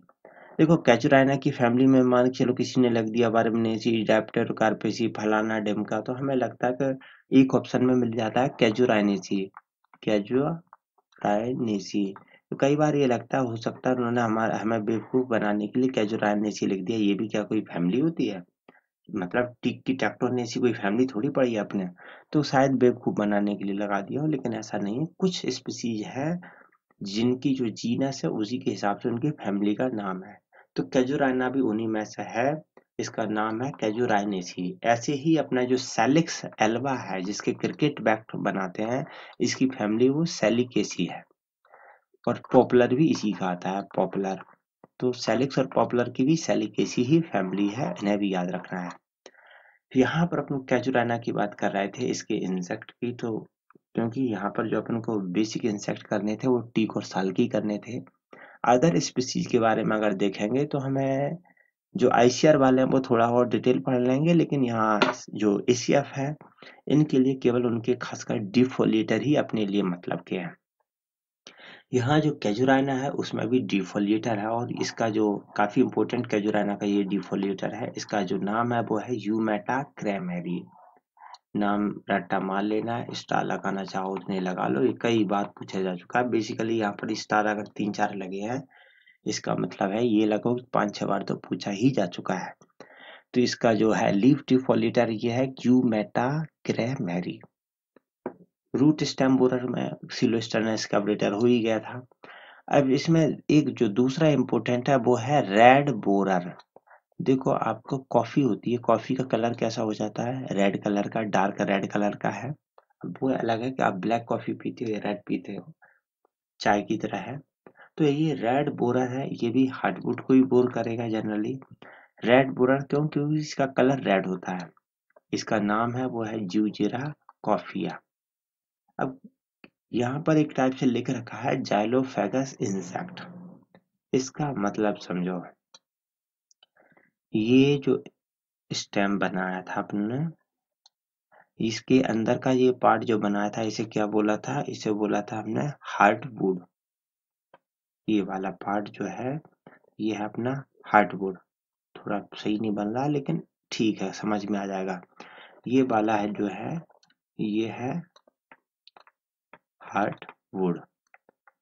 ये हार्टवुड जो पार्ट है ये ऑलमोस्ट डेड टाइप का पार्ट होता है प्लांट के लिए, एक टाइप से स्टोरेज का काम करता है। लिग्निन और जो गम वगैरह है इनकी डिपोजिशन वहाँ करते रहते हैं, तो इस वजह से वो रेड होता है। लेकिन अगर फिजियोलॉजिकली बोला जाए तो बहुत ज्यादा एक्टिव नहीं होता है। तो जो हार्टवुड बोरर है वो तो करते हैं अटैक यहाँ पर, मतलब जो हार्टवुड साल हार्टवुड बोरर है वो इसी पे अटैक करते हैं। अब बात करते हैं इसका जो बार्क वाला पार्ट है उसकी। अगर इसकी यानी कि जो सॉफ्टवुड वाला पार्ट है इसकी बात की जाए तो ये है लिविंग टिश्यू। इसको अगर ऐसे देख लें हम, तो ये वाले पार्ट में क्या होगा? यहाँ पर तो होगी आपकी बार्क। क्या है ये? बार्क। अब यहाँ का जो पार्ट है उसमें जनरली होगा बाहर का पार्ट और अंदर का पार्ट। जो अंदर का पार्ट है ये होगा जाइलम, और बाहर का पार्ट है वो होगा फ्लोएम। तो ये फ्लोएम है वो फूड को कंडक्ट करता है, जाइलम है वो वाटर को कंडक्ट करता है। तो ये जो बोरर है ये एक्चुअल में इस जाइलम वाले पार्ट पर अटैक करता है। क्यों? क्योंकि जाइलम में इसे वाटर, नीचे से वाटर और मिनरल्स काफी अच्छी तरीके से मिल जाते हैं। अब ऐसा नहीं कि फ्लोएम पे ना करे, भाई खाना कहाँ से मिलेगा, तो फ्लोएम पे भी करता है, लेकिन बेसिकली ये जाइलम को खाता है। कभी कभी आपने देखा होगा कि कोई पेड़ है उसकी आप बार्क निकालते हो तो बार्क बहुत आसानी से निकल जाती है, क्योंकि वो एक बहुत ही लूज सी कनेक्टेड होती है। ये कीड़ा क्या करता है, हार्टवुड को तो डैमेज कर नहीं पाता क्योंकि इसके दांत इतने मजबूत नहीं है कि वो अंदर की लकड़ी को कर दे, लेकिन बार्क को उस पेड़ से अलग निकाल देता है, अंदर ही अंदर एक दरार सी, मतलब पूरा पूरा स्लाइड सी बना देता है। तो ये वही है जेलोफेगस इंसेक्ट। इसका नाम है ज्यूजिरा कॉफिया, नाम याद रख लेना इसका। इसके बाद है सैपलिंग स्टेम बोरर। ये अपना वही है जो टीक में पढ़ा था आपने। टीक कहाँ पर था? मालाबार वाले में। और ये कैजुराइना कहाँ उगता है अपना? मालाबार यानी कि वेस्टर्न घाट, ईस्टर्न घाट, कोस्टल एरिया में। तो यहाँ पर भी मालाबार और सह्याद्री भी कोस्टल एरिया के हैं, तो ये वहां पर भी बुरा अटैक करता है। आपको याद होगा कि जब एक्जोटिक पढ़ाए थे तो वहां पर एक एक्जोटिक की ये भी प्रॉपर्टी होती है कि एक्जोटिक ट्री पे, क्योंकि उनके जो नेचुरल होम के इंसेक्ट हैं वो तो यहाँ है नहीं, तो एक्जोटिक्स पे कुछ टाइम तक यहाँ के लोकल के इंसेक्ट जो है वो अटैक नहीं करते हैं। पैथोलॉजी है वो अटैक नहीं करती, तो एक टाइप से अपन को 5-10 साल, 20 साल मान लो, 20 साल तक ये प्लांट एक टाइप से सुरक्षित रहते हैं। लेकिन बाद में धीरे धीरे अपने यहाँ के इंसेक्ट होना पता पड़ने लगता, अच्छा ये वाला पेड़ को भी खाया जा सकता है, तो उसी टाइप से ये मालाबारी वाला है। इसे बाद में पता पड़ गया और धीरे धीरे किसी ने पड़ोसी से इन्फॉर्मेशन कर दी होगी कि नहीं कोई दिक्कत नहीं है, अच्छा पेड़ है, खाओ मस्त खाओ। तो इस टाइप से ये भी अटैक करना इस पे स्टार्ट कर दिया। तो जो उसकी किसी जो एक्जोटिक है उसकी जो रेजिस्टेंस है वो एक टाइम के बाद खत्म हो जाती है। कैजुराइना के बाद अपना अगला,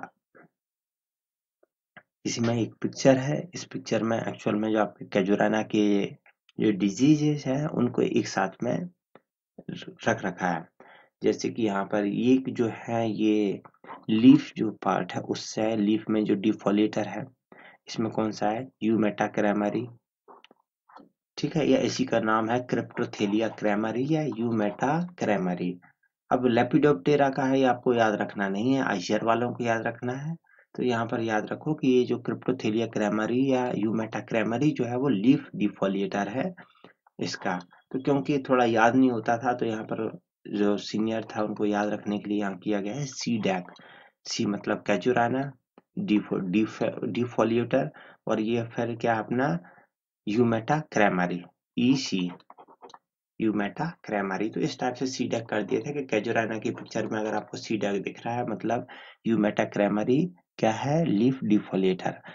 दूसरा बोला था स्टेम बोरर का यहाँ पर, तो उसमें स्टेम बोरर में एक तो अपना ये जो जाइलोफेगस इंसेक्ट है उसमें तो सिलोस्टर्ना स्कैब्रेटर था अपना।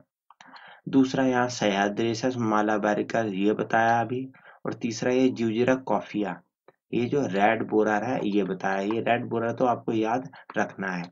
कभी कभी जैसे ज्यूजिरा कॉफिया की जगह ज्यूजिरा मल्टी स्ट्रिगाटा भी आ जाता है, तो मैंने वही बोला आपसे कि ज्यूजिरा याद रखो, कॉफिया थोड़ा कम भी रखेगा तो चल जाएगा, वैसे कॉफी याद हो जाती है। इसके बाद ये तो सबके सब लगते हैं ओल्ड प्लांट में।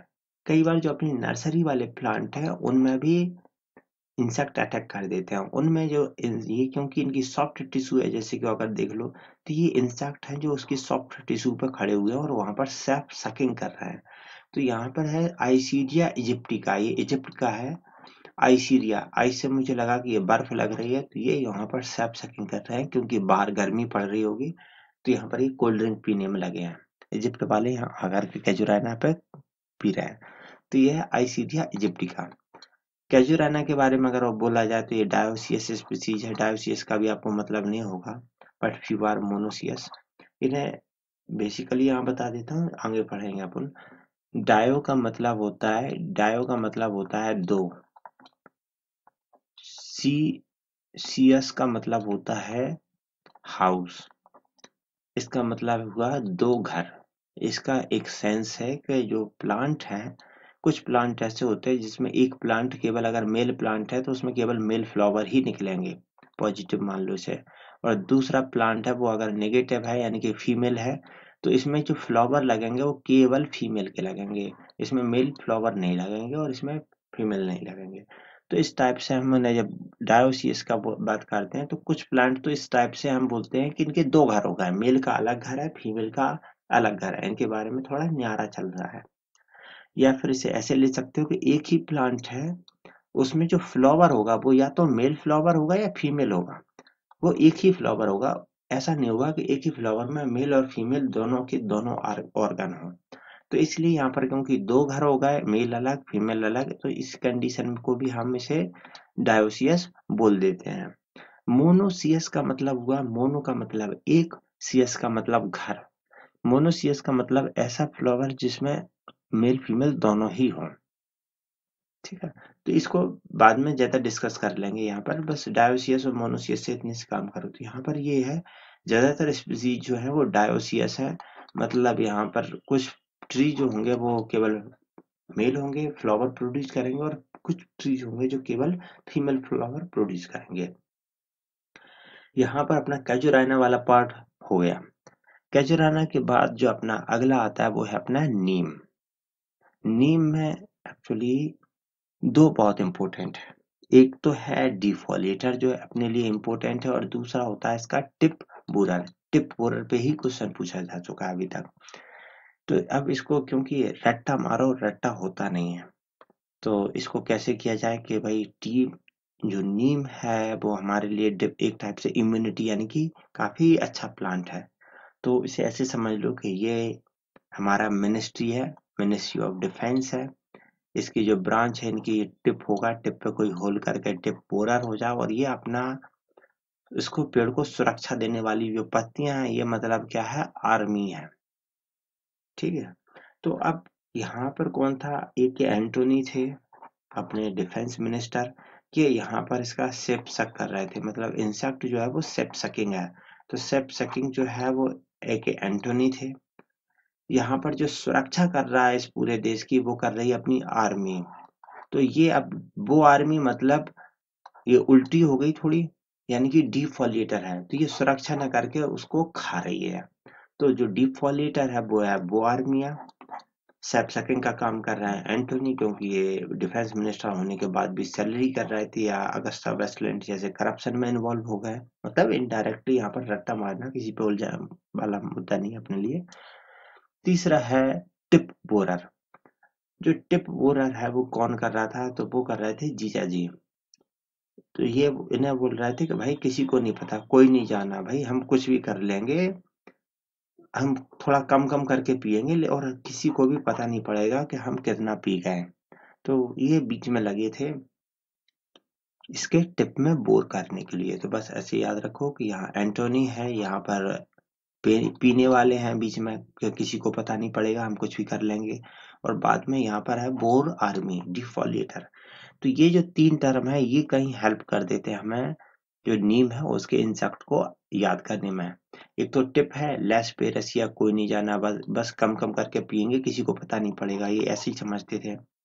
दूसरा है सैप सकिंग, वो है एंटोनी हेलोपेल्टिस, एंटोनी।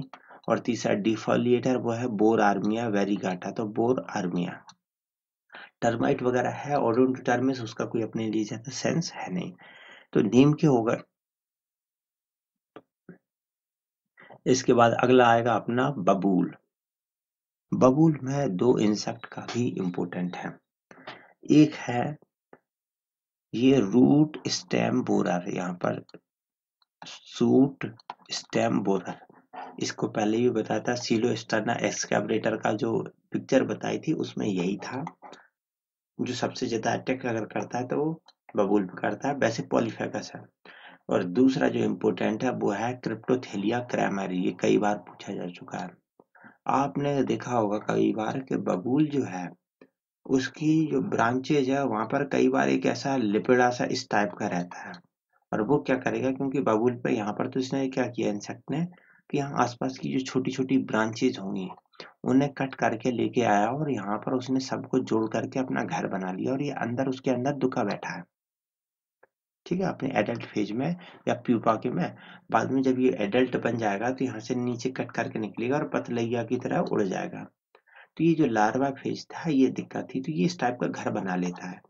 बबूल के केस में आखिर जब वो नहीं मिलता है तो जो कांटे होते हैं बबूल के, जो थॉर्न्स होते हैं, ये उन्हें काट के ले आता है। और आपने कभी देखा होगा कि इस टाइप से कांटे लगे होंगे पूरे में, गोल गोल सा घर बना लेता है और उसके अंदर ये छुपा बैठा होता है।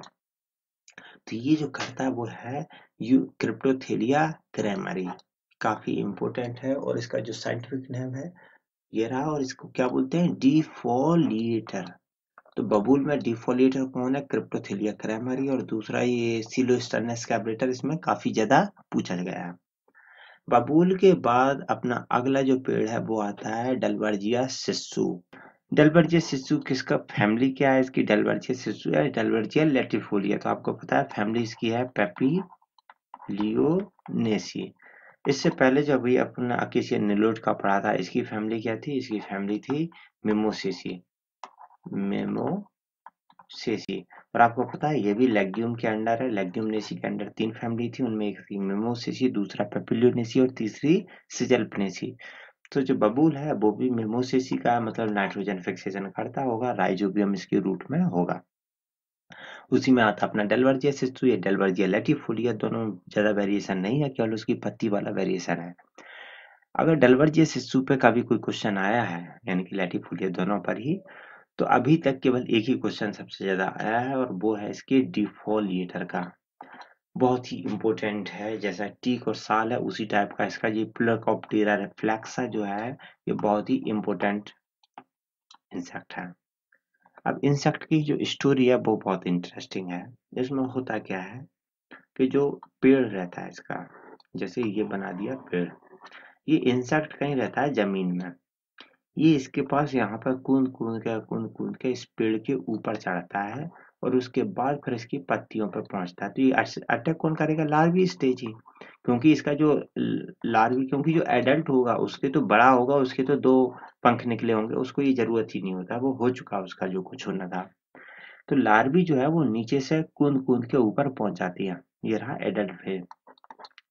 तो क्योंकि ये नीचे से ऊपर जाता है तो इसका कंट्रोल मेजर्स यही होता है कि पेड़ के चारों तरफ हम बोरा जो होता है, गनी बैग को लगा देते हैं। तो ये क्या है कि इधर से जब जाते हैं तो इसी गनी बैग में फंस जाते हैं। इसमें गनी बैग में लगा देते हैं मिट्टी का तेल और बाद में इसे निकाल के जला देते हैं। तो इस टाइप से ये प्लेकोप्टेरा रिफ्लेक्सा को कंट्रोल कर लेते हैं। तो क्योंकि ये रिफ्लेक्ट होकर के घूम घूम के रिफ्लेक्ट हो करके पहुंच रहा है, पकड़ पकड़ के ऊपर जा रहा है, तो इसे बोलते हैं प्लेकोप्टेरा रिफ्लेक्सा। बहुत इंपॉर्टेंट है, जितने स्टार लगाना चाहो लगा लो, कम से कम 4-5 तो लगा ही लेना इस पे। तो साल का या इसका सॉरी डेलवर्जिया सिस्सू का या डेलवर्जिया लैटिफोलिया का अगर आपसे डिफोलेटर पूछा जाएगा तो प्लेकोप्टेरा रिफ्लेक्सा। एक दूसरा है लीफ ईटिंग कैटरपिलर, ये है हेलियोथिस आर्मीजिएरा। ये आईसीआर वाले कर लें या फिर एसीएफ में जिनके पास टाइम है या एग्जाम एक्सटेंड होता है तो वो इसे करें, अदरवाइज इसे छोड़ सकते हैं। अपना इसमें अगला आएगा वो है प्रोसोपिस सिनेरेरिया या खेजरी। ये अपने लिए बहुत इंपॉर्टेंट है, क्यों? क्योंकि राजस्थान का है और वहाँ की स्पीसीज और उनके जो प्लांटेशन क्रॉप है उन पर डैमेज पड़ नहीं थे।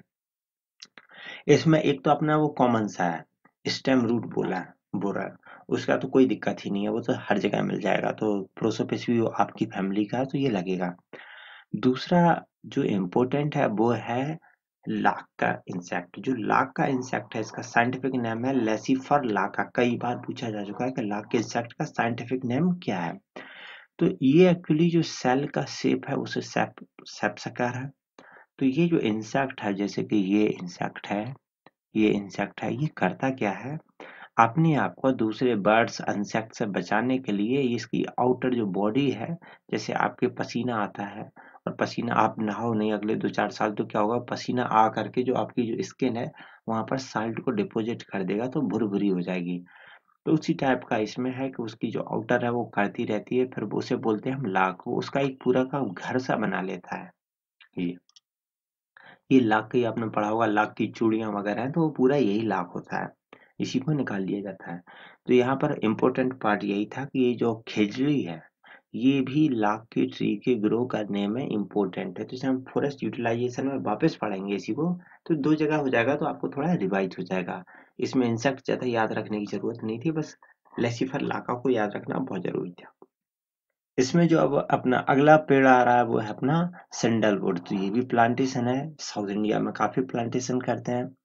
अब अगर डिजीज की बात की जाए तो इसकी जो इंसेक्ट से उनका तो अपने कोई मतलब है नहीं, अपन को इसका सेंस लेना है। इसकी एक बीमारी होती है जिसे बोलते हैं सैंडल स्पाइक, बहुत ही कॉमन सी बीमारी है, अक्सर चंदन में ही होती है क्योंकि, और ये कॉमन सा नाम है तो पूछा भी गया है, तो इस पे लगभग 5-6 स्टार तो चिपका ही लो। अब ये जो सैंडल स्पाइक है वो पहला तो ये है कि ये आखिर होती क्या है, और दूसरा ये किससे होती है, और तीसरा इसे कौन प्रमोट करता है यानी कि कौन फैलाता है। यही 3 से अपने जो जो क्वेश्चन आते हैं वो यही 3 से आएंगे। पहले तो देखें कि एक ये नॉर्मल प्लांट है, इसकी क्या है नोड्स है, इस पर पत्तियां होंगी और इसकी ग्रोथ करेगी। अब अगर ये प्लांट है इसकी प्रॉपर ग्रोथ ना हो पाए, कोई ऐसा कीड़ा आ जाए या कोई ऐसा पैथोजन आ जाए जो इस प्लांट के अंदर फिजियोलॉजी को अटैक अटैक कर दे। इसका रिजल्ट हो जाए कि ये प्लांट की जो ग्रोथ है, यानी कि कोई ब्रांच ले लो, ये कोई बड़ी सी पेड़ है उसकी कोई ब्रांच है, ये ब्रांच पे ज्यादा कुछ ग्रोथ ना हो पाए। तो ये एक टाइप से अपना जो स्पाइक होता है, जो हंटर होता है, हंटर की तरह की एक ब्रांच दिखने लगे, इसलिए इसे बोलते हैं सैंडल स्पाइक। सैंडल स्पाइक जो डिजीज है वो किसी वायरस बैक्टीरिया की वजह से नहीं है, एक ऑर्गेनिज्म होता है जिसे बोलते हैं माइकोप्लाज्मा, या माइकोप्लाज्मा को ही एक शॉर्ट फॉर्म में और बोलते हैं पीपीएलओ, प्लूरोनिमोनिक लाइक ऑर्गेनिज्म, पीपीएलओ या माइकोप्लाज्मा। तो जो सैंडल स्पाइक है वो पीपीएलओ या माइकोप्लाज्मा के थ्रू होता है। पहले माना जाता था कि ये वायरस के थ्रू है, लेकिन बाद में कंफर्म हो गया कि माइकोप्लाज्मा या पीपीएलओ के थ्रू है। कई बार क्वेश्चन पूछा जाता है कि वायरल डिजीज है, तो ये वायरस नहीं है, ध्यान रखना है, ये वो आपको भटकाने के लिए पूछते हैं। अब मुद्दा क्या है कि ये जो माइकोप्लाज्मा है ये कोई इंसेक्ट नहीं है, ये इस टाइप का वायरस से भी छोटा है और वायरस नहीं है। ये इंडिपेंडेंटली मूव नहीं कर सकता, जिस प्लांट के अंदर है उसी के अंदर पड़ा रहता है, क्योंकि इसकी ना तो अपनी कोई बॉडी या इस टाइप के कोई स्ट्रक्चर प्रॉपरली होता है। तो इसको क्या करेंगे कि ये एक टाइप से छुआछूत जैसी बीमारी है।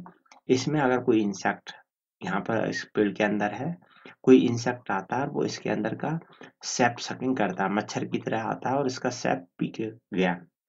बिल्कुल ऐसे समझ लो कि जैसे अपना प्लाज्मोडियम काम करता है, जो मलेरिया करता है, वैसा ही यहाँ माइकोप्लाज्मा करता है।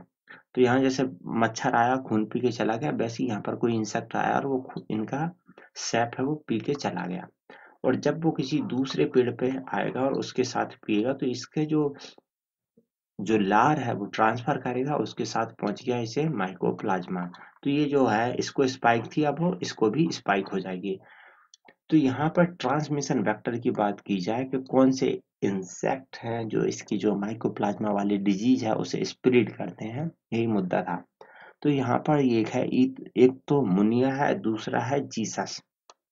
मुनिया और जीसस, ये थोड़ा क्रिश्चियनिटी वाले मुद्दे को भी देख सकते हो, तो ईसा मसीह भी आजकल फैलाने में लगे हुए हैं। और मुनिया है, मुनिया और जीसस दो टाइप के इंसेक्ट है जो इस सैंडलवुड के ट्रांसमिशन के काम में रोल करते हैं। अब इसमें अगला आ जाता है, वो है अल्बिजिया लीबैक, यानी कि सीरीज। फास्ट ग्रोविंग है, नाइट्रोजन फिक्सिंग है, फलाना ढिमका है, ये सब चीजें चलती रहती हैं। यूजुअली ये कहाँ पर ग्रो करता है, महाराष्ट्र वाला रीजन है, यानी कि साउथ इंडिया है। तो जो कॉमन उस टाइप की जो डिजीज होंगी वो इसमें मिल ही जाएंगी। अब यहाँ पर अपने लिए जैसे सह्याद्री मेलाबारिकस वगैरह है, ये वहाँ पर चलता रहता है। दूसरा है एवेन्यू प्लांटेशन में इसका काफी ज्यादा यूज किया जाता है।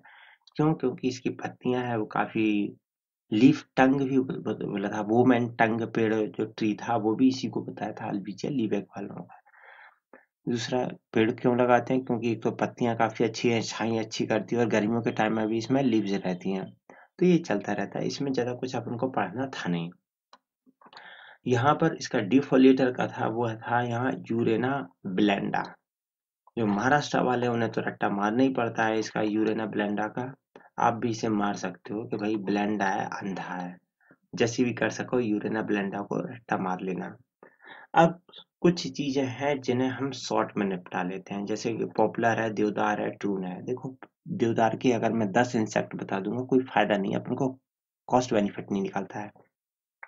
तो उनके जो मेजर मेजर पेस्ट हैं जैसे कि डिफोलेटर है, उन्हें देख लेते हैं। तो यहाँ पॉपुलर में है पेजेरा, ये पिजेरा है, फुलगुरिटा, देवदार का है इक्ट्रोपिस देवदारा, और इसका टून का है हिप्सीफेला रोबस्टा। ये तीनों को जितने स्टार लगा लो, ये आते ही आते हैं पॉपुलर का, देवदार का और टून का। इनके तीनों को ही रट्टा मारना है हमें। यहाँ पर ये जो डिफोलेटर थे, जो कॉमन प्लांट्स थे जिनके हमें काफी ज्यादा याद रखने होते हैं, उनके डिफोलेटर को यहाँ एक लिस्ट बना दिया गया, क्योंकि पॉसिबल होता है कि आपके छूट गए हों कहीं कोई। ये ऑर्डर जो है ये केवल आईसीआर वालों को याद रखना है, अपने काम के बिल्कुल नहीं है। यहाँ पर जैसे टीके हैं, हेपिलिया मिचरलिस और ये हाइबिलिया फ्यूरिया वगैरह है। डिफोलेटर, स्केलेटोनाइजर दोनों को ही एक साथ लिख दिया गया है। इसका मतलब ये नहीं कि इसी शब्द पे फंसे रहो। सी सब में जो पढ़े थे वो प्लेकोप्टेरा रिफ्लेक्सा था, मेलाना रिवेरियम है, कैलोपेपला लीबिया है, देवदार में एक्ट्रोपिस देवदार है, याद रखो इसे, कई कई बार पूछा जा चुका है। स्टार जितने भी स्टार लगे हैं वो ऑलरेडी पूछे जा चुके हैं। विलो यानी कि सेलेक्स है। अब जैसे लाइमेंट्रिया मथुरा नहीं है, लाइमेंट्रिया मथुरा किसमें काम करता है, साल में, यहाँ पर विलो है, विलो मतलब सेलेक्स वाला, और यहाँ लाइमेंट्रिया मथुरा है अपने साल में।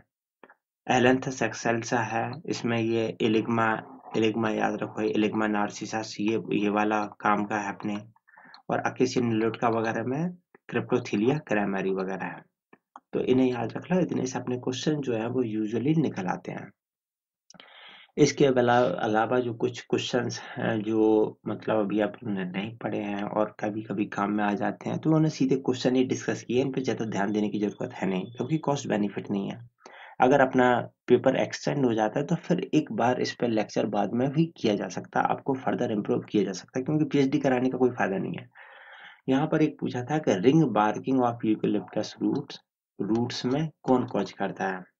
तो पहले तो समझो रिंग बार्किंग, जो ट्री है उसकी जो आउटर है वो बार्क है, अगर बार्क को राउंड तरीके से पूरा निकाल दे तो इसको हम बोलते हैं रिंग, मतलब डी बार्किंग, बार्क रिमूव करना डी बार्किंग, लेकिन रिंग फॉर्म में गोल गोल निकाल दे तो इसे बोलते हैं ring bark, ring debarking, ring debarking या रिंग बार्किंग, बात एक ही रही।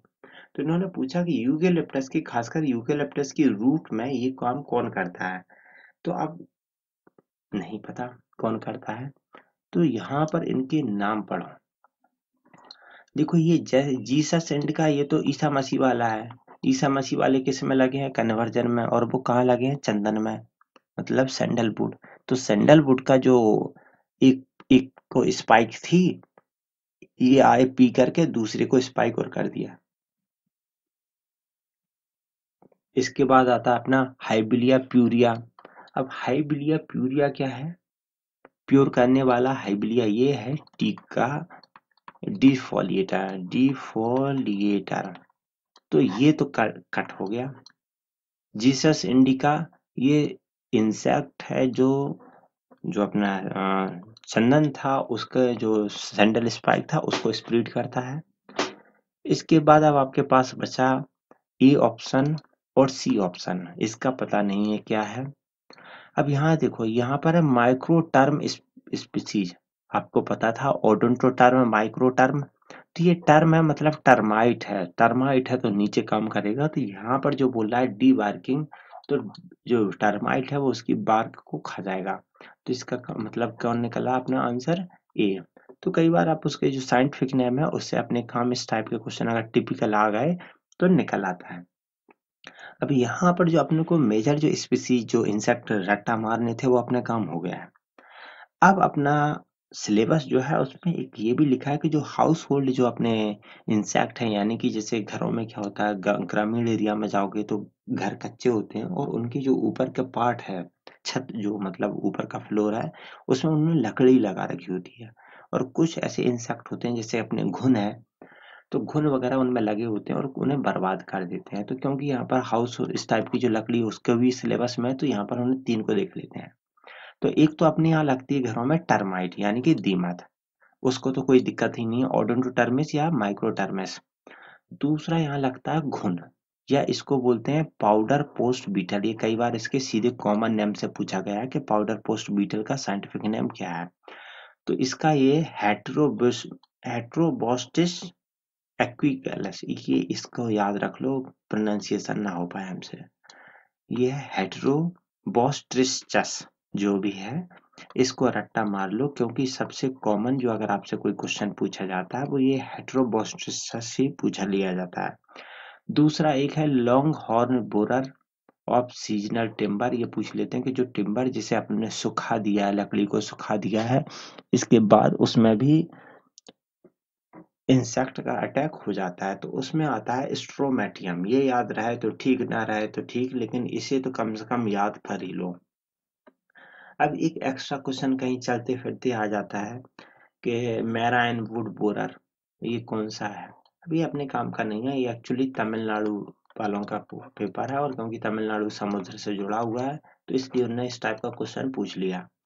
खासकर जो मैराइन बोट है, खास ऐसे ले लो कि जो बोट वगैरह होते हैं, जो शिप वगैरह है या बोट है, जब वो समुद्र में जाते हैं तो कुछ ऐसे इंसेक्ट होते हैं समुद्र के जो उसके साथ चिपक जाते हैं और उसमें भी होल कर देते हैं नाव में।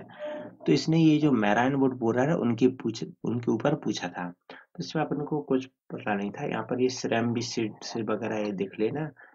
इस क्वेश्चन को यहाँ डालने का पर्पज ये है कि इस टाइप की भी बकैती आ जाती है, इसमें अपन को पढ़ना नहीं है, मतलब कि इसे याद ही करो। हाँ, अरे छोड़ो, ऐसे 2-4% चलते रहते हैं क्वेश्चन।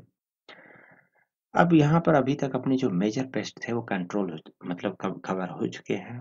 अब हमें ये देखना है कि आखिर ये जो इंसेक्ट हैं इनको कंट्रोल कैसे किया जाए, यानी कि अगर कोई बीमारी है उसे रोका कैसे जाए। तो बीमारी रोकने के 4 तरीके होते हैं। पहला तरीका होता है सिल्वीकल्चरल। सिल्वीकल्चरल का मतलब है कि हम सिल्वीकल्चर के साथ जो सिल्वीकल्चर के प्रिंसिपल हैं उनको अप्लाई करके हम इंसेक्ट को रोकें, इंसेक्ट के अटैक को रोकें। जिसमें पहला तरीका है कि जब हम कहीं प्लांटेशन कर रहे हैं तो हम ऐसी स्पीसीज को करें जो बाहर से लेके आए हों, एक्जोटिक हो, जिससे उसका नेटिव कोई मीन्स रोग करने वाला इंसेक्ट हो ही ना, या फिर वो उस इंसेक्ट से रेजिस्टेंस शो करता हो। तो इस टाइप की हम स्पीसीज को सिलेक्ट करेंगे। दूसरा, हम कभी क्रॉप को प्योर ना ग्रो करके मिक्स करेंगे, जिससे पेड़ अगर 1-2 पेड़ पे अटैक कर दिया उनने तो आगे के पेड़ उन्हें सामने नहीं दिखेंगे तो उस पर अटैक नहीं कर पाएंगे। तो इस टाइप से हम मिक्स कंपोजिशन का काम करेंगे। थर्ड काम कर सकते हैं थिनिंग का। थिनिंग का मतलब हम उनकी कंपोजिशन को तो मेंटेन करके रखेंगे ही रखेंगे, उसके साथ अगर कोई किसी पेड़ में अगर हमें जैसी थोड़ी बहुत बीमारी लगी हम तुरंत उसे काट करके उस एरिया से निकाल देंगे, जिससे वो बीमारी फैल ना पाए। इसके बाद हम फॉरेस्ट फायर वगैरह का भी यूज करेंगे। क्यों? क्योंकि ये जो बहुत सारे इंसेक्ट होते हैं इनके लिए घर का काम कौन करता है? छोटी छोटी जो जमीन पे ग्रासेस वगैरह है वो। तो हम ट्राई करेंगे कि फॉरेस्ट फायर लगा के नीचे के जो ग्रासेस हैं उनको खत्म कर देंगे, जो इनके घर है शेल्टर है उन्हें खत्म कर देंगे, जिससे ये इंसेक्ट है ज्यादा हमें डैमेज ना पहुंचा पाए। इसके बाद इसके जो मेथड्स ऑफ रीजनरेशन है उसको भी यूज किया जाता है, जैसे कि सेंडल स्पाइक है। तो जो पीपीएलओ है वो क्या है, उसके अंदर ही है। तो यहाँ पर हम चाहे अगर वेजिटेटिव मेथड यूज करें या सीड के थ्रू करें, पॉसिबिलिटी रहती है कि ये पीपीएलओ उसके अंडर आ जाए। तो फिर यहाँ पर हम टिश्यू कल्चर को यूज कर लेते हैं नई स्पीसीज को ग्रो करने में, तो ये पीपीएलओ उसमें नहीं आ पाता है। तो इस टाइप से हम रीजनरेशन मेथड को भी यूज कर सकते हैं इस बीमारी को रोकने में। तो ये तो पहला तो है सिल्वीकल्चरल मेथड। तो इसमें सेकंड मेथड होता है वो है अपना बायोलॉजिकल। बायोलॉजिकल में क्या करेंगे, वही कि दुश्मन का दुश्मन दोस्त होता है। तो इसमें क्या है कि एक इंसेक्ट है सेड्रिया पैराडॉक्सा। ये क्या करता है कि जो अपना हेपेलिया मैचेरेलिस है, जो कि अपना टीक में स्केलेटोनाइजर का काम करता है, जो उसकी लीव्स को स्केलेटन बना देता है। तो ये जो सेड्रिया पैराडॉक्सा है ये इस इंसेक्ट को ढूंढ ढूंढ के खा जाता है। तो अपन क्या करेंगे, इस इंसेक्ट को इधर उधर से इकट्ठा करेंगे, इसकी कॉलोनी डेवलप करेंगे, खाने पीने को देंगे कि भाई कोल्ड ड्रिंक खा, जो भी करना है खा, बस यहाँ पर रहे और हमारा काम कर दे। तो इस टाइप से हम बायोलॉजिकल कंट्रोल करते हैं। थर्ड जो मेथड है कंट्रोल का वो है अपना मैकेनिकल। मैकेनिकल में क्या करते हैं कि हम बस सीधे सीधे इंसेक्ट को पकड़ेंगे और पकड़ के उसे खत्म कर देंगे। जैसे कि यहाँ पर पहला इंसेक्ट था अपना प्लेकोप्टेरा रिफ्लेक्सा। प्लेकोप्टेरा रिफ्लेक्सा का बोला था कि जो सीसम है उसमें डिफोलेटर का काम करेगा। तो प्लेकोप्टेरा रिफ्लेक्सा है, ये कैसे काम करेगा, जैसे अपने जो ट्री था यहाँ पर बोला था कि आपको अपन गनी बैग लगा देंगे। तो जो इंसेक्ट है वो नीचे से ऊपर की तरफ चढ़ के जाएगा। तो यहाँ जो गनी बैग है, क्योंकि एक टाइप का ऑब्स्टेकल का काम करेगा, तो ये जो इंसेक्ट है वो इस ऑब्स्टेकल में फंस जाएगा। इसका रिजल्ट ये होगा कि ये इसी में फंसा रहेगा। बाद में गनी बैग को हम निकाल के अलग करेंगे, इस पर मिट्टी का तेल छिड़क के जला देंगे। तो इस टाइप से हमने उसे पकड़ करके निकाल दिया। ये है मैकेनिकल। या फिर आप एक काम कर सकते हो कि एक एक को लेंस लेकर ढूंढो, एक एक इंसेक्ट को पकड़ो और फिर उन्हें वहीं पे कुचल दो, मतलब उन्हें मसल के नष्ट कर दो। उसी टाइप का हम काम जो एक्ट्रोपिस देवदारा है उसमें भी कर देते हैं। ये देखो एक्ट्रोपिस देवदारा, नाम में देवदारी जुड़ा हुआ है लेकिन ये एक्ट्रोपिस, एक्ट्रोपिस का मतलब एक्टो मतलब बाहर से, तो ये डिफोलेटर है। इसके बाद जो चौथा मेथड है वो है अपना केमिकल मेथड, जिसमें हम जैसे कि अपना 2,4-D 2,4,5-T टाइप के जो हर्बिसाइड है उसी टाइप के कोई इंसेक्ट के हम दवाई छिड़क देते हैं और दवाई छिड़कने के बाद इंसेक्ट खत्म हो जाते हैं। तो यहाँ तक अपना जो इसकी जो डिजीज के कंट्रोल मेथड हैं वो पूरे हो चुके हैं। ये अपना जो एंटोमोलॉजी पार्ट है ये खत्म हो चुका है। अब यहाँ पर इसके जो कुछ क्वेश्चन है इसके बाद खत्म। यहाँ पर पहला है नेचुरल कंट्रोल ऑफ पेस्ट, कि जो नेचुरल तरीके से हम पेस्ट को कंट्रोल कर लेते हैं, इसमें नेचर ही कर लेती है, उसको क्या बोलते हैं। यानी कि जिसमें हमने ना तो अपनी मैकेनिकल है, ना अपने सिल्वीकल्चरल है, ना केमिकल है, इस टाइप का हमने कुछ नहीं यूज किया। नेचर के जो तरीके हैं उन्हीं को यूज करके हमने इंसेक्ट की पॉपुलेशन को कंट्रोल कर लिया, उसको क्या बोलेंगे। तो ये होता है बायोलॉजिकल कंट्रोल। यहाँ पर देखो टर्म एक टाइप से बायोटिक भी दे रखा था, लेकिन जब बायोलॉजिकल कंट्रोल प्रॉपरली दे रखा है तो इसका मुद्दा है नहीं। ये है पेस्टिसाइड, मतलब ये आ जाता है अपना केमिकल में।